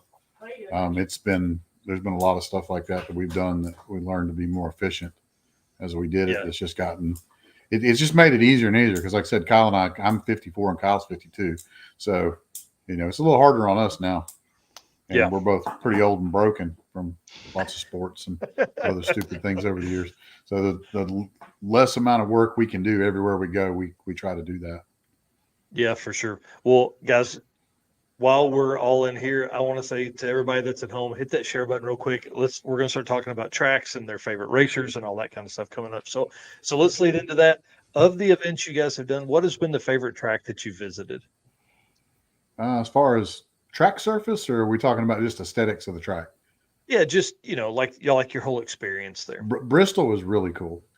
I thought Bristol's was not prepped as well as it should have been for where we were, and there's kind of some weird things going on, like the guy on the tractor driving through the water box and spreading water all over the starting line.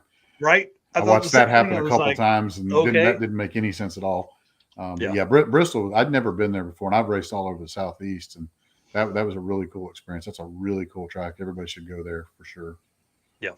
As far as aesthetics now, as far as the track you want to be at, if you want to go fast, is either Shady Side or South Carolina Motorplex. They're going to be on Street-N-Yeet. Those are killer tracks for prep, and they always are. And Orangeburg's basically my home track, so we get to race there every weekend. Nice. Shady Side's about an hour and a half from me, maybe 2 hours. So a lot of stuff coming up for Street-N-Yeet is really local to us. But we race at all the tracks on Street-N-Yeet all the time. That's cool. What about you, Bret?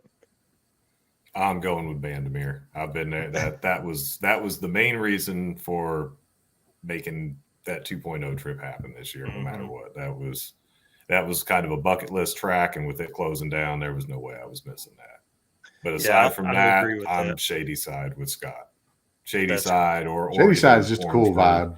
It's a cool vibe. So last year it was earlier this year at the spring event.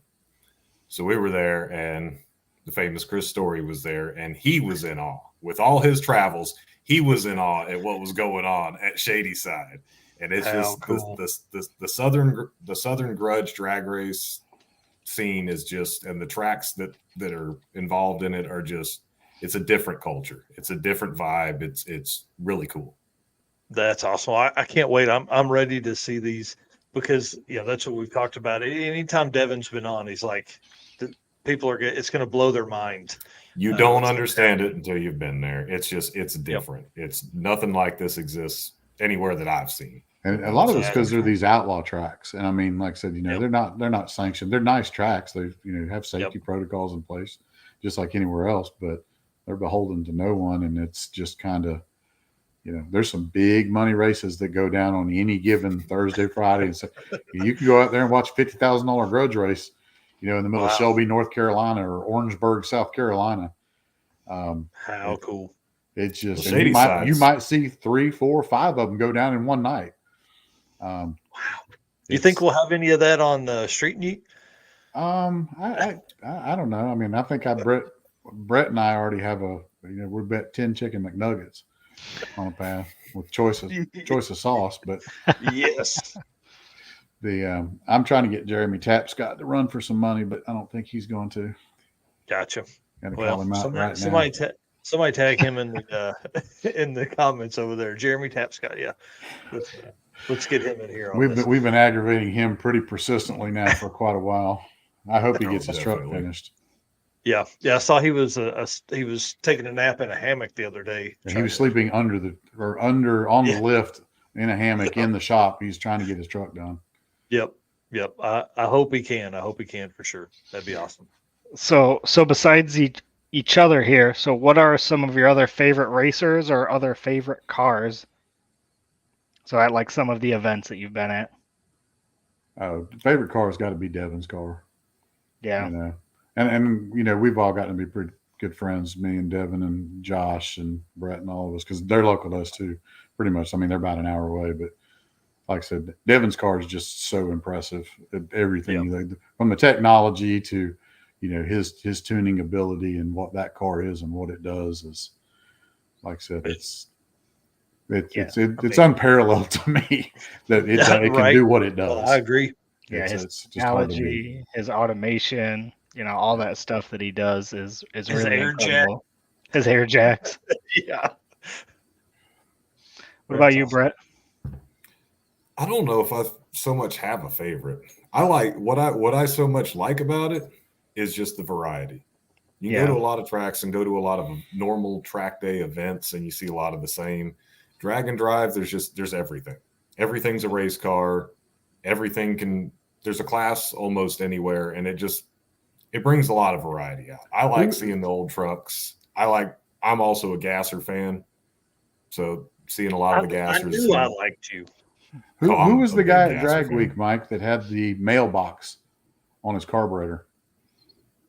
I know you saw that car. I can't remember the car or truck. Yeah, it was a Ford pickup. Old like 50 something. Mm-hmm. That was impressive. It was a Ford truck, F100, I think. It was really cool, and they had just thrown that together, and that was their first Drag and Drive event. Was Drag Week 2. Yeah. Yeah, they were a fun. I think they were a younger couple, and I mean it's just really cool. It's like this early 60s Ford, probably, I would think. I mean, I know it's a Ford, but early 60s Ford trucks, I don't really know. But step side and just like a truck, man. But it had a mailbox as the intake. That was pretty cool. Yeah, when you can get me and Kyle to actually pull over and take pictures of your vehicle at a drag and drive event, it's probably pretty impressive, and we did. We stopped, turned around, and went back and took pictures of it. No, cool. What about route stops? What are some of your favorite route stops that you've been on? CPR Racing is cool on Street-N-Yeet. It's a real old school speed shop that happens to be less than a mile from my business. Nice. That's where we're having the taco truck and the axe throwing contest, and like I said, it's going to be in their parking lot for Street-N-Yeet, but it's a real old school speed shop. You can go in there. There's one entire wall is parts for sale used that people bring in there and drop off and stick a Post-it note on it, and or you can go up to the counter and tell them you want a brand new Holly Dominator, and they probably got one in the back. Nice. Wow. It's a pretty big place. They've got hundreds and hundreds of gallons of race fuel and nitrous, and God knows how many sets of tires they have. You need a new set of weld wheels. They probably got them in stock. They've been there for 20 plus years. But no, they've been on probably 30 years. They've been there.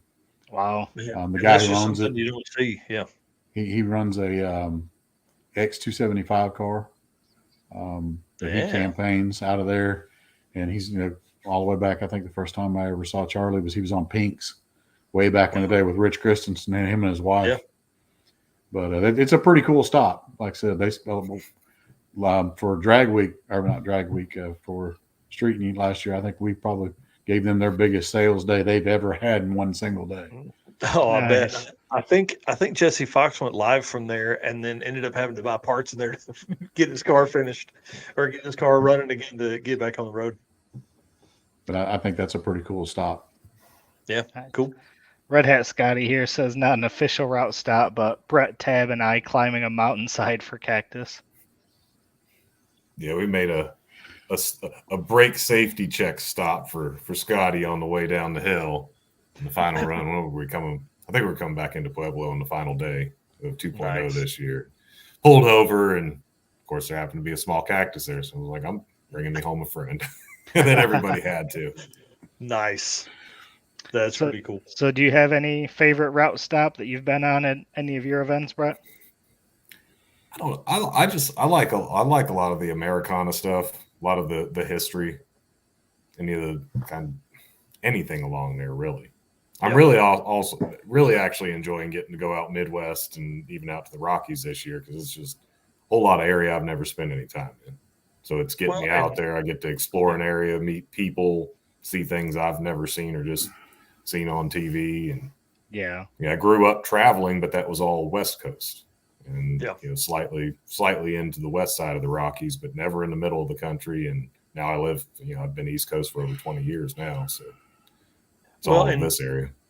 Well, and one of the great things about drag and drive stuff is it really forces you to slow down and take a chance to drive that 2-lane, and you have a reason to. It's not like, how fast can we get to this next spot? Oh my gosh, we got to get on vacation. But for like you guys, like you literally have to you're towing your truck or you're driving your truck out there to these locations. So, you're crossing parts of the country that you would typically fly over. And that's another reason I like drag and drive events, because I feel like it's giving racers a lot of reason to visit new tracks. We talked earlier about me making a list of tracks that I visited this year. And I mean, at this point, I'm probably well into the 30s of different tracks that I've visited because of drag and drive racing, and because of the Summit Racing Midwest Drag Race Series. Like all those events that you go to, one, helps the tracks, but then two, it helps you, like you get to see parts of the country you've never seen and meet people that you'd never meet and eat in restaurants you'd never eat at, So I just can't recommend it enough because it's so awesome. Well, what about like route drives or something like that you guys really enjoyed from this last year or even 2022? I can tell you what I didn't enjoy. For Drag Week, leaving Rockingham, heading to Bristol, sitting in traffic through Charlotte for 3 hours, and then driving up to what was the gorge we drove up? We drove up the side of the mountain in the middle of the night. Linville Gorge. Yeah. Up into the mountains. I didn't like that one just because everything was heat soaked by the time we got through Charlotte. I also broke my trailer tongue out in the middle of nowhere and had to call a mobile welder because I didn't bring a welder. I had to weld my tongue back together and overheated my transmission going up the mountain and had to stop several times. And it was one of those kind of things. I just got a little aggravated with that because I wasn't prepared for it, which I guess is my own short-sightedness. I don't know how you'd prepare for that. And while being at the top was gorgeous, I can imagine as they're running through Google Maps looking at that route, it made a lot of sense. Oh, we'll give these people a lot of this opportunity to do this. But what they didn't think of was the guys like you that were going to race it at, they were going to race or they had an issue on the road or something like that. And they're going to be making this trip in the dark. And dark, like no road lights, probably anytime after dark, you would have had very little cars coming the other direction. So you'd have even had no, headlights. It was up around midnight, I think, when we got to the top of the mountain. Yeah. Wow. And I think that should have been one of those, hey guys, be prepared. We're going to heat soak everything you have going through Charlotte for 3 hours in rush hour. And then you're going to drive up 3,000 feet of elevation. And when you think you're at the top, when you leave the checkpoint, you're going to go up another 800 feet. Yeah. And, so, it was twisty and windy and it was dark. It was a struggle. Yep. Yeah. And I think a lot of people struggle with that. And then on top of that, it was also the one leg of the trip where there was, for people like me who are on E85, there was no E85 available. So we carried a ton of fuel. I bet my trailer weighed 1,200 pounds at that point because we had so much fuel in it. So that didn't help either, trying to go up all that elevation of switchbacks. It's almost kind of like I felt like there maybe should have been a little bit of a heads up. Hey, this is coming on this leg. Yeah. But then, I see people like Bret go out and go in the Rockies. And I'm like, this was chump change. We went up 3,000 feet. They're going up 12,000 or something. Yeah. Listen, I didn't want to discount it. But when we got to the top and everybody was bitching, I was like, those dudes at Rocky Mountain Race Week are like Vandermeer's 5,800.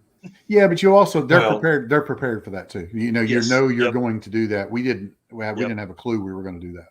Yep. And I'm not complaining about it. It was still fun. Yeah. It was cool going up those switchbacks because I was trying to sling the trailer over every time we went around one of them. But it was like I said, I'll tell you, we ran it in the afternoon. We ended up making a wrong turn, went like 40 miles out of the route, and then caught back up with some cars and followed Alex Carella and Christina up the hill, which was cool. That dude was just on it the whole way up, driving he has a Fox body Mustang, had the big tires on the front. So, he's just cruising, man. Like we couldn't keep up with him. And we get to the top and it was gorgeous up there and it was worth the trip, but definitely could have let people know, hey, listen, this drive today is going to be brutal. And you probably need to, get your passes done early and get on the road. Yeah, I think it took us, I don't remember how many hours it took us. It wasn't the longest drive. Yeah. We turned the last day into the longest drive. I think that 2.5 hour, 3 hour drive ended up taking us about 8 or 9 hours. But we had unforeseen circumstances. Well, and one other thing that reminds me of is Do you guys book hotel rooms before you leave, or do you do it on the road? We do it before we leave, and we just try to get a hotel close to the track. Yep. So then you and sometimes that works out great. And sometimes you end up driving a lot farther because if you don't know the route, you don't know which side you're coming in from. And you get to one of these bigger cities like Orlando or Gainesville can be horrible because you can come in from a different direction than you think and still be 60 miles from your hotel when you get into town or something. The other side of town is an hour plus away. Yeah. Yeah. And Tab and I skipped out on showers because they were almost an hour and a half away just to the hotel and back. And like, we'll find others because it's 3 hours a round trip. That's sleep. Yeah.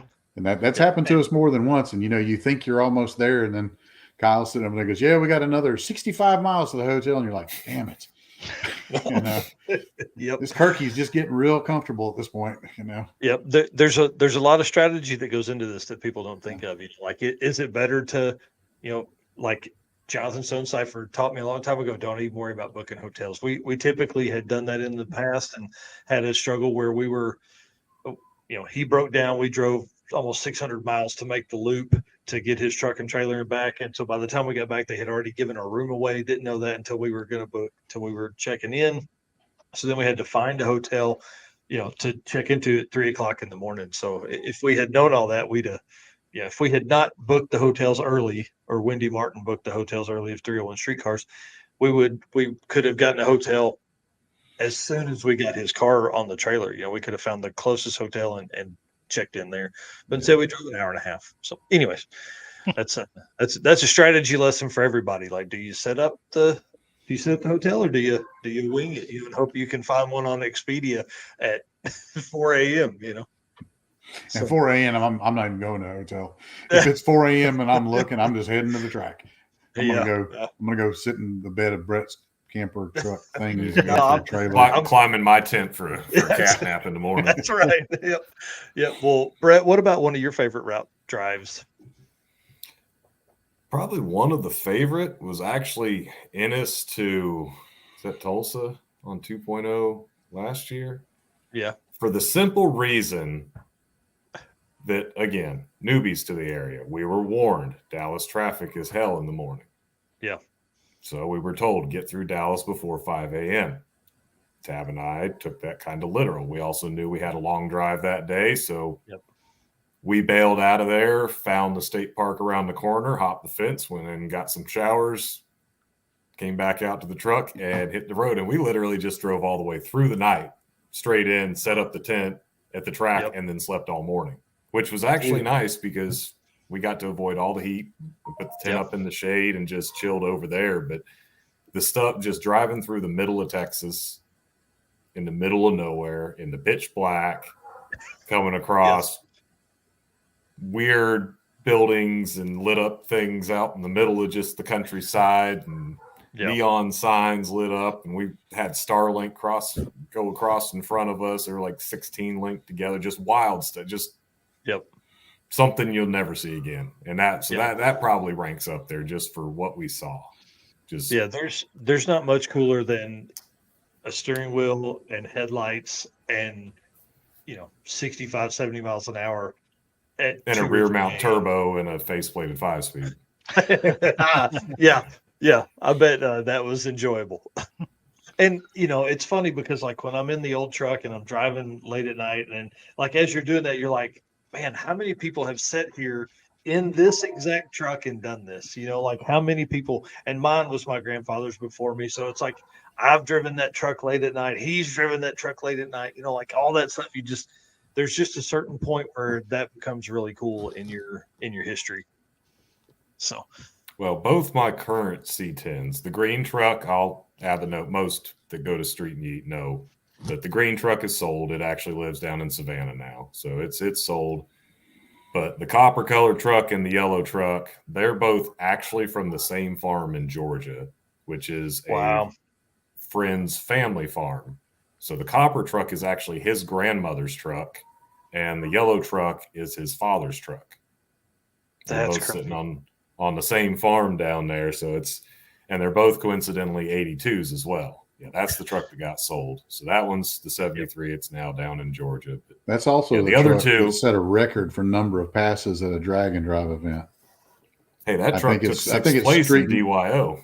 Yeah, I think at Street-N-Yeet last spring, you made what, about 60 passes? I think it was like 78 or something like that. Holy cow! He would hot lap the thing for 2 straight hours. It wasn't quite that high, but it's a bone stock 350 with headers and a carb and an intake on it and a shift kit in the transmission. It was a daily driver, low rider. It was the backup truck. The thing was trapping 70 miles an hour. It was an interstate on ramp. Every pass I made, it didn't care. That is hilarious, man. Wow. So I was just going for DYO. I was consistency. And I mean, if I'm not consistent, I'll just run a lot until I get enough time slips to stack them all together. Well, right. And so, let's let that lead us into, what do you think is missing from drag and drive? And I love the new DYO stuff because it allows, like Drag Week has the SME. So they have like a 10-0 class and they race the top 32. But, we're seeing like Sick Week provide like this DYO deal where somebody that's running like a 14-second truck can end up winning the class because of their consistency. So what do you guys think is missing from the sport? A truck class, of course. I'm with Scott on that one. Really, the only thing I feel to not have a class for them. Yep, I'll agree. That's everything else. Each event kind of has its own kind of personality and its own kind of feel, and I like that. I like the fact that they're not all the same. That you can kind of get in where you fit in because there's enough events now, and I think. Yep. Not to go on a tangent, but I think too many people don't see it that way, and they see every event should fit them. I'm self-employed and have a lot of time on my hands, and I struggle to try to do the 4 and 5 a year I try to do. So trying to fit into 8 different events, why does it matter? I mean, most people can realistically do 2 a year. Well, and hey, I'll tell you, it's been interesting looking back at the historical stuff because we've seen like, for a long time, you only had one option. That was it. That's all you had was one option. And now there's 33 nationwide and 20 something here in the States. Like there's a lot of opportunity for people to get in. And it's exactly right. We've, a lot of people have always talked about like a standardized set of classes and things like that, but you really don't want to do that because there needs to be some, we'll never grow and know what we don't have if we don't have new classes. Exactly. And like Scott said, the truck class, that's really the only thing that I feel is kind of missing because there's a lot of support for full-size trucks out there. There's a lot of people running them. A lot of people love them. A lot of people that's me. I'm a truck guy. I've always needed a pickup bed for something, so that's why I've wound up in them. Yep. And the problem with the truck is even we can put all the same horsepower, the same everything in them, they're still pigs at the end of the day. And as gutted as mine is, when I came off the track at Bristol, I went across the scales and I was 4,015 pounds. Yeah, coming off the track. Yeah, and I mean, look at the aerodynamics of that truck compared to like a 4th gen Camaro. Sure. Like, and that's I think if it was that is important. Well, when you look around, go ahead. Sorry. I was to say when you look around the pits now. When we first started in 22, just our first couple drag and drives, I swear I didn't see this many square bodies and full-size trucks around. Mm-hmm. And in this short amount of time, they're all over the place. And I feel like what Scott said, there would be a way to make a class maybe split 2 ways for a slower and a faster class. That's it. Mm-hmm. We don't need 5 truck classes. We don't need a bunch, just something to let some heavyweights go play around, and also traction is a little bit different with trucks. Yeah, and it just kind of let some trucks go beat up on trucks, and like with my truck, it's hard. Even though my truck probably makes somewhere in the neighborhood of, I don't know. I mean, we've never dynoed at 13 to 1400, turned all the way up maybe, but still at 4,000 pounds, I like to talk 8th mile times because, we live in the 8th mile Mecca, but you throw my drivetrain in a Fox body that weighs 2,800 pounds, it's a 460 car, and in my truck, it's a 520. It's right. But they don't want me to race the Fox bodies because I run a 295 tire, and the only reason I do that is because a 275 looks stupid on a full size truck. My truck came from the factory with bigger tires than that on it when it was stock. Nice. So it looks dumb with anything smaller than, like, the tires I run are almost 30 inches tall and they're a 295. They're 11 inches wide. But they say that puts the Fox bodies at a disadvantage that are 1,200 pounds lighter than me. Well, and then you start talking about suspension and stuff. I mean, obviously Bret's stuff is probably I would think all your stuff is leaf spring. Is that right? Yeah, both his truck. Yeah, we're all still leaf spring, all leaf spring Caltrax. Yeah, so I mean, like, and you compare that to what would essentially be a 4-link in most any G body or Fox body or whatever car, like, so it, again, because of your powertrain. Well, just in the picture that's on the screen right now, you can make old leaf spring square bodies hook. Because it's kind of obvious in that picture. Yeah.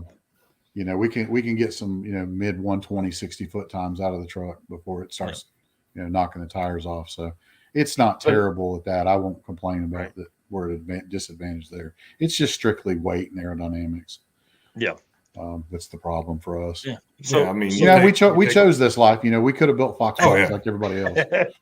So I can't complain a whole lot. Right. But you take a full size truck and you do the same weight and body modifications you do to any other drag car, and the thing is still 3,700, 3,800 pounds without even trying. Whereas that other car is 2,800 with all that, and sometimes even less. And that's where it just gets on equipment. You're leaning on your drivetrain harder to ask it to try to run the same ET. And it's just kind of fun wherever, I feel it'd be fun where us truck guys can kind of go pick on people our own size and play in our own sandbox.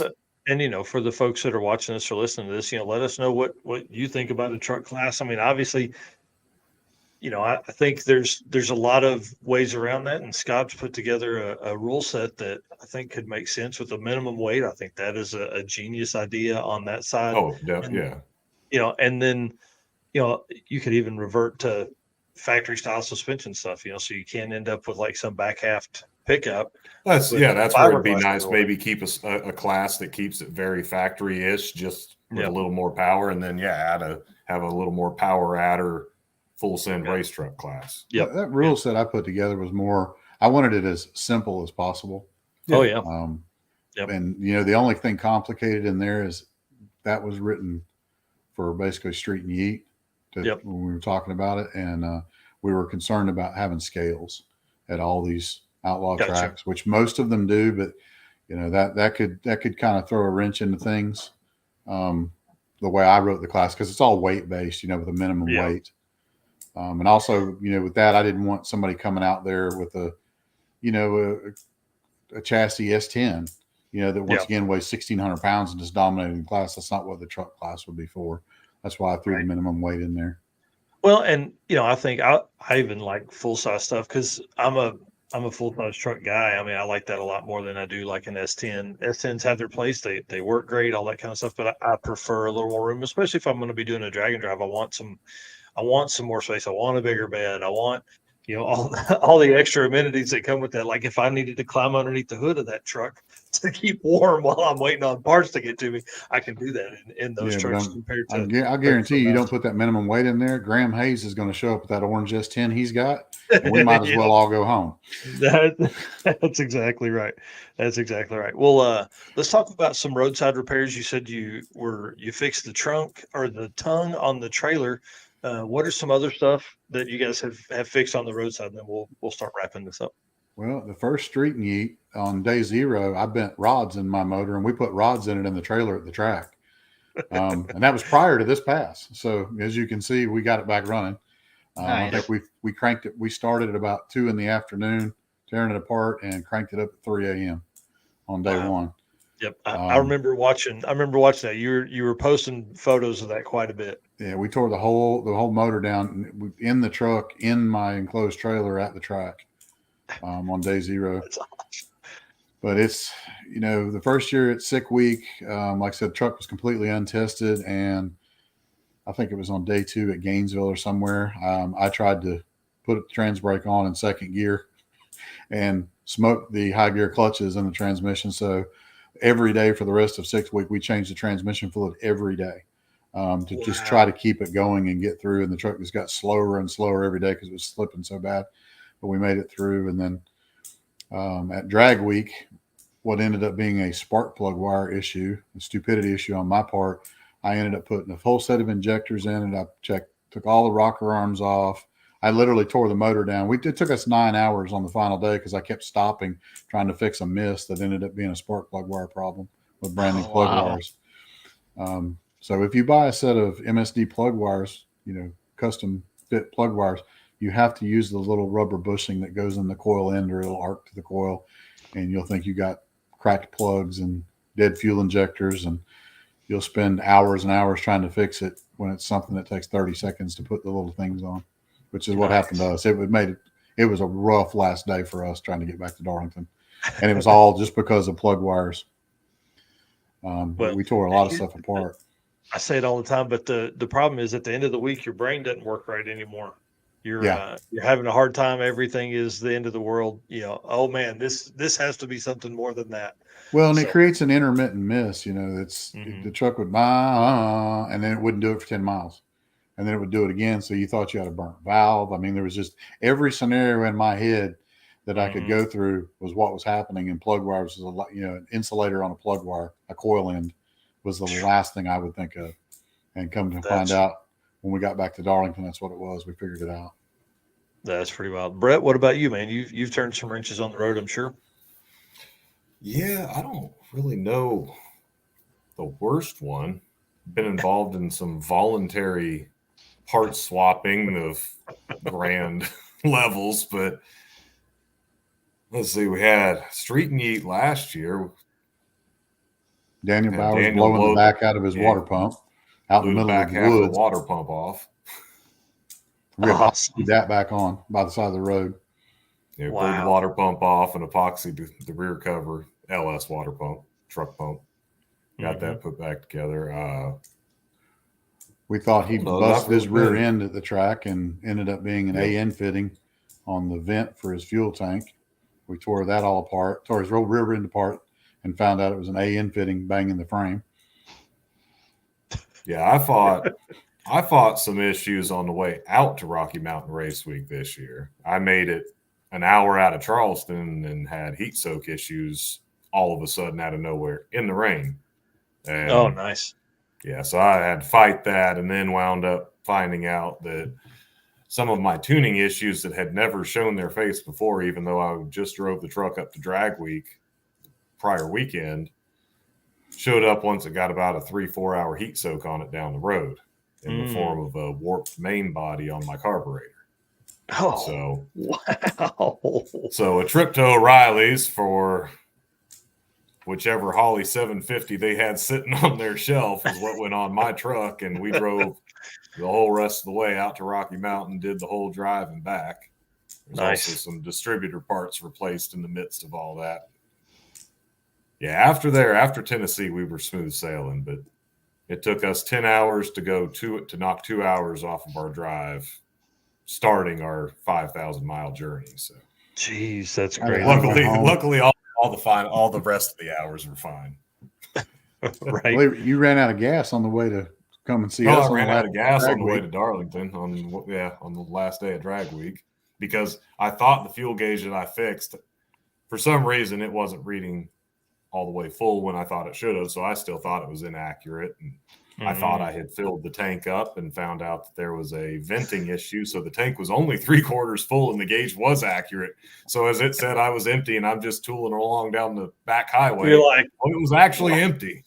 Yeah, I've got a whole other quarter of a tank. I know I do. Nope, you don't. Well, no, it was on empty and I was staring at it on empty, just driving down the road. Oh, but that's because I had just fueled up before I left town, and the pump clicked off, so I thought I had 20 gallons in it. 20 gallons gets me to Darlington and back real easy. Nice. Apparently, 13 doesn't. Yeah.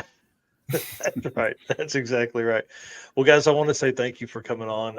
Appreciate you spending some time with us here tonight and telling stories. We'll see you. I mean, my plan is next week. Yeah, my plan is to leave Tuesday afternoon and drive probably 6 hours to my mom's house in Northeast Arkansas. And then if I can get out earlier or get more driving done, I may drive to Nashville-ish area. And then I'll head on in on Wednesday to again do the live stream from the hotel parking lot or something. Yeah, I'll be at Shady Side camping Wednesday night. Okay. Easy enough. Maybe I'll come to the track. I don't know. I don't know what I'm going to do yet. I've got a tent that connects to my canopy, and it would be nice to have a spot set up for that, but I don't know what the Wi-Fi situation there at the track. Well, just climb in between Bret and Tab in that tent. Just crawl up in there with them. Yeah, I'm not worried about sleeping. I'm more worried about Shady Side. Shady Side, you got no issue with the spot. There's plenty of space. Shady Side's multi-tiered. You can see from above. Shady Side's great for viewing. You'll have zero issue there. Awesome. None whatsoever. I'm trying to think. Wi-Fi is Orangeburg, you'll have so pretty great. good internet. South Carolina Motorplex. Yeah. Jackson, you will have very little, which is Aiken. Darlington, you will have almost no internet. Yep. Trying to Shady Side's sketchy at best. Yeah. Come and go. Maybe I end up at the hotel for the first night, and then we'll go. We'll be from there. However we can get it from there is how we're going to get it. Yeah. So. Too many gingers will start a fire. Yes, there will be no souls left in the area. All right, guys. Well, I'll see you next week, and we'll hang out and we'll do that. Thank you very much for coming on here, and guys. Thank you. It's a great time. It's awesome. Yeah. Yes, it's going to be a lot of fun. We're going to spend a lot of time together next week. You'll be tired of me, I promise. Probably so. You'll be tired. You'll be tired of us. Yeah. Like I said, we're a lot different when we're not in front of a whole bunch of people. That's funny. All right, guys. We'll see you soon. All right. Thanks. All right. Thank you. See you. Fun, dude. Thanks, Bret. What a good time, man. Those guys are a lot of fun to hang out with for sure. And I appreciate them coming on and spending some time with us tonight, telling stories. That's probably one of the biggest things about drag and drive stuff is like us being able to, I don't know, allow people to tell their story and to talk about route stops that they've been on and things like that. And hopefully this will reach some new people on, the social media world out there and bring in some more family and friends of theirs and create, I don't know, more drag and drive racers and participants. We're seeing that with the circuit here where racers coming in and they go home and talk about it, like Chuck Jensen. I mean, there are 2 people on the early list that he went back home and talked about it, and then now they're signing up. So nice. It's really going to be a ton of fun. I'm excited about being at Southeast Street-N-Yeet again. Adding tracks to the list of places that I've visited is always a plus, and just anything I can do to help keep tracks open and all that. That's what we want to do. And so we're here for is to spread the word of drag and drive, man. I'm telling you, there's nothing better than all of that. Yep. And then getting, like you said, getting the stories, sitting up and parking lot beers and hearing stories. And then we can come on here and tell good stories and let people come on and tell stories. And like you've mentioned before, these are going to be memories down the road that people can look back on. Yep. Well, and providing a little bit of window into what will be history, of just as we collect all of this stuff and as we make these videos and as we do all the posts and the lists and everything like that, like those are real names on those lists. Those are real racers that have really competed in a drag and drive event. That's just the way it is. Hot Rod here on YouTube saying great show as usual. I totally agree about the route through Charlotte, then the mountain. That was brutal. And it really kind of was. Jesse Fox and I, like I said, made a wrong turn, caught back up at the bottom. So we missed the stop and go traffic of Charlotte, but we ended up driving like 91 miles out of the way. So, I mean, like, at one point we were on the interstate and we had not seen a car, and I call him. I'm like, hey, are we on the route? Because he had the route. He was leading. And so I was like, are we on the route? And he's like, yeah. Well, that part of North Carolina has a Highway 74 that goes in 2 different directions, and we went the wrong direction. So Oh, no. we put it in to go, we were like, hey, well, let's go back and we'll catch up and then we'll run that way. Well, it was more time for us to go back and catch the route and go up than it was to take this huge detour, like up by Winston-Salem. I mean, like we were way out of the way. And so we just put in the first checkpoint, and we're literally at one point running like 91, 92 miles an hour. So just trying to catch back up. We caught a lot of cars and got to the checkpoint before before nightfall, and it was definitely worth it. But just like Scott said, man, that was a hill to climb. So yeah, it was easy in my car, and it was probably pretty easy in Benny, which is the car that Jesse drives. But these race cars, man, there were some folks that struggled on the way up the hill. So, guys, again, I want to say thanks to you guys for watching tonight. Again, we'll be live Saturday morning at 10 a.m. Eastern, which is 9 a.m. mine and Eric's time, and talking about the news. We're going to have a 30-minute episode then that is just going to be a lot of stuff. I have full intention, I was telling Eric this before the show, I have full intention of having the racer lists for quarter mile classes and quarter mile lists done by Friday for our Saturday morning deal. There's a lot of manual data manipulation I've got to do to finish up. So I'm going to work on that for the next 2 days. We'll go over those lists and what that means for the future and what that means for the past, as far as they relate to events and drag and drive racers and things like that. So we'll talk about those. And then we're going to talk about like the Southeast Street-N-Yeet. We'll wrap up the 8th mile class racer list. So I'm not even going to touch those. I've had a lot of people asking about those. I apologize for not having those up to date now. They will be up to date after Street-N-Yeet. There's no point in me doing all of that data manipulation now, trying to rush to get it done by Saturday. So we're going to cover those. We'll cover all the quarter mile stuff. Then we'll cover 8th mile stuff the next weekend from Southeast Street-N-Yeet. And then my plan is to also put together another video for the Sweet Patina Built for Drag and Drive segment. So should have something of some racers. I've been messaging back and forth with Steve Trance a little bit on some questions and things like that. So I don't know if they will be our feature this week, or if we'll make it something kind of weird. I've got a couple cars in the back of my mind that I really want to feature, that I have a few videos of making passes and things like that. So we'll see what we end up doing. Again, that's the Sweet Patina Built for Drag and Drive segment. Our feature last week was Dustin and Don Cottle in the unlovable Chevy truck. So that's it for us, dude, I think. Yep. Then we wrap up our 30-minute show with the Howard's Cam comedy segment. So have a few memes and share a few laughs before we end the show on Saturday. Yep. So it's going to be a full show. 30 minutes is going to be tough. We went to like 40 something last week. We'll probably end up doing that again this week. And again, that is live and then converted into a podcast that drops on Monday. This podcast, add that to my list, will be live on Friday morning at 10 a.m. if you're watching us there. If you're not following us on the podcast stuff, you need to do that too, because we have some ideas for next year that will be podcast only information that comes out. So that won't be a live stream every time. So it's going to be good. I want to say thanks again for everybody that made comments. I think we've had more than 150, 200 comments tonight, which is a big night for us. So I want to say thanks to Eric for running that all night.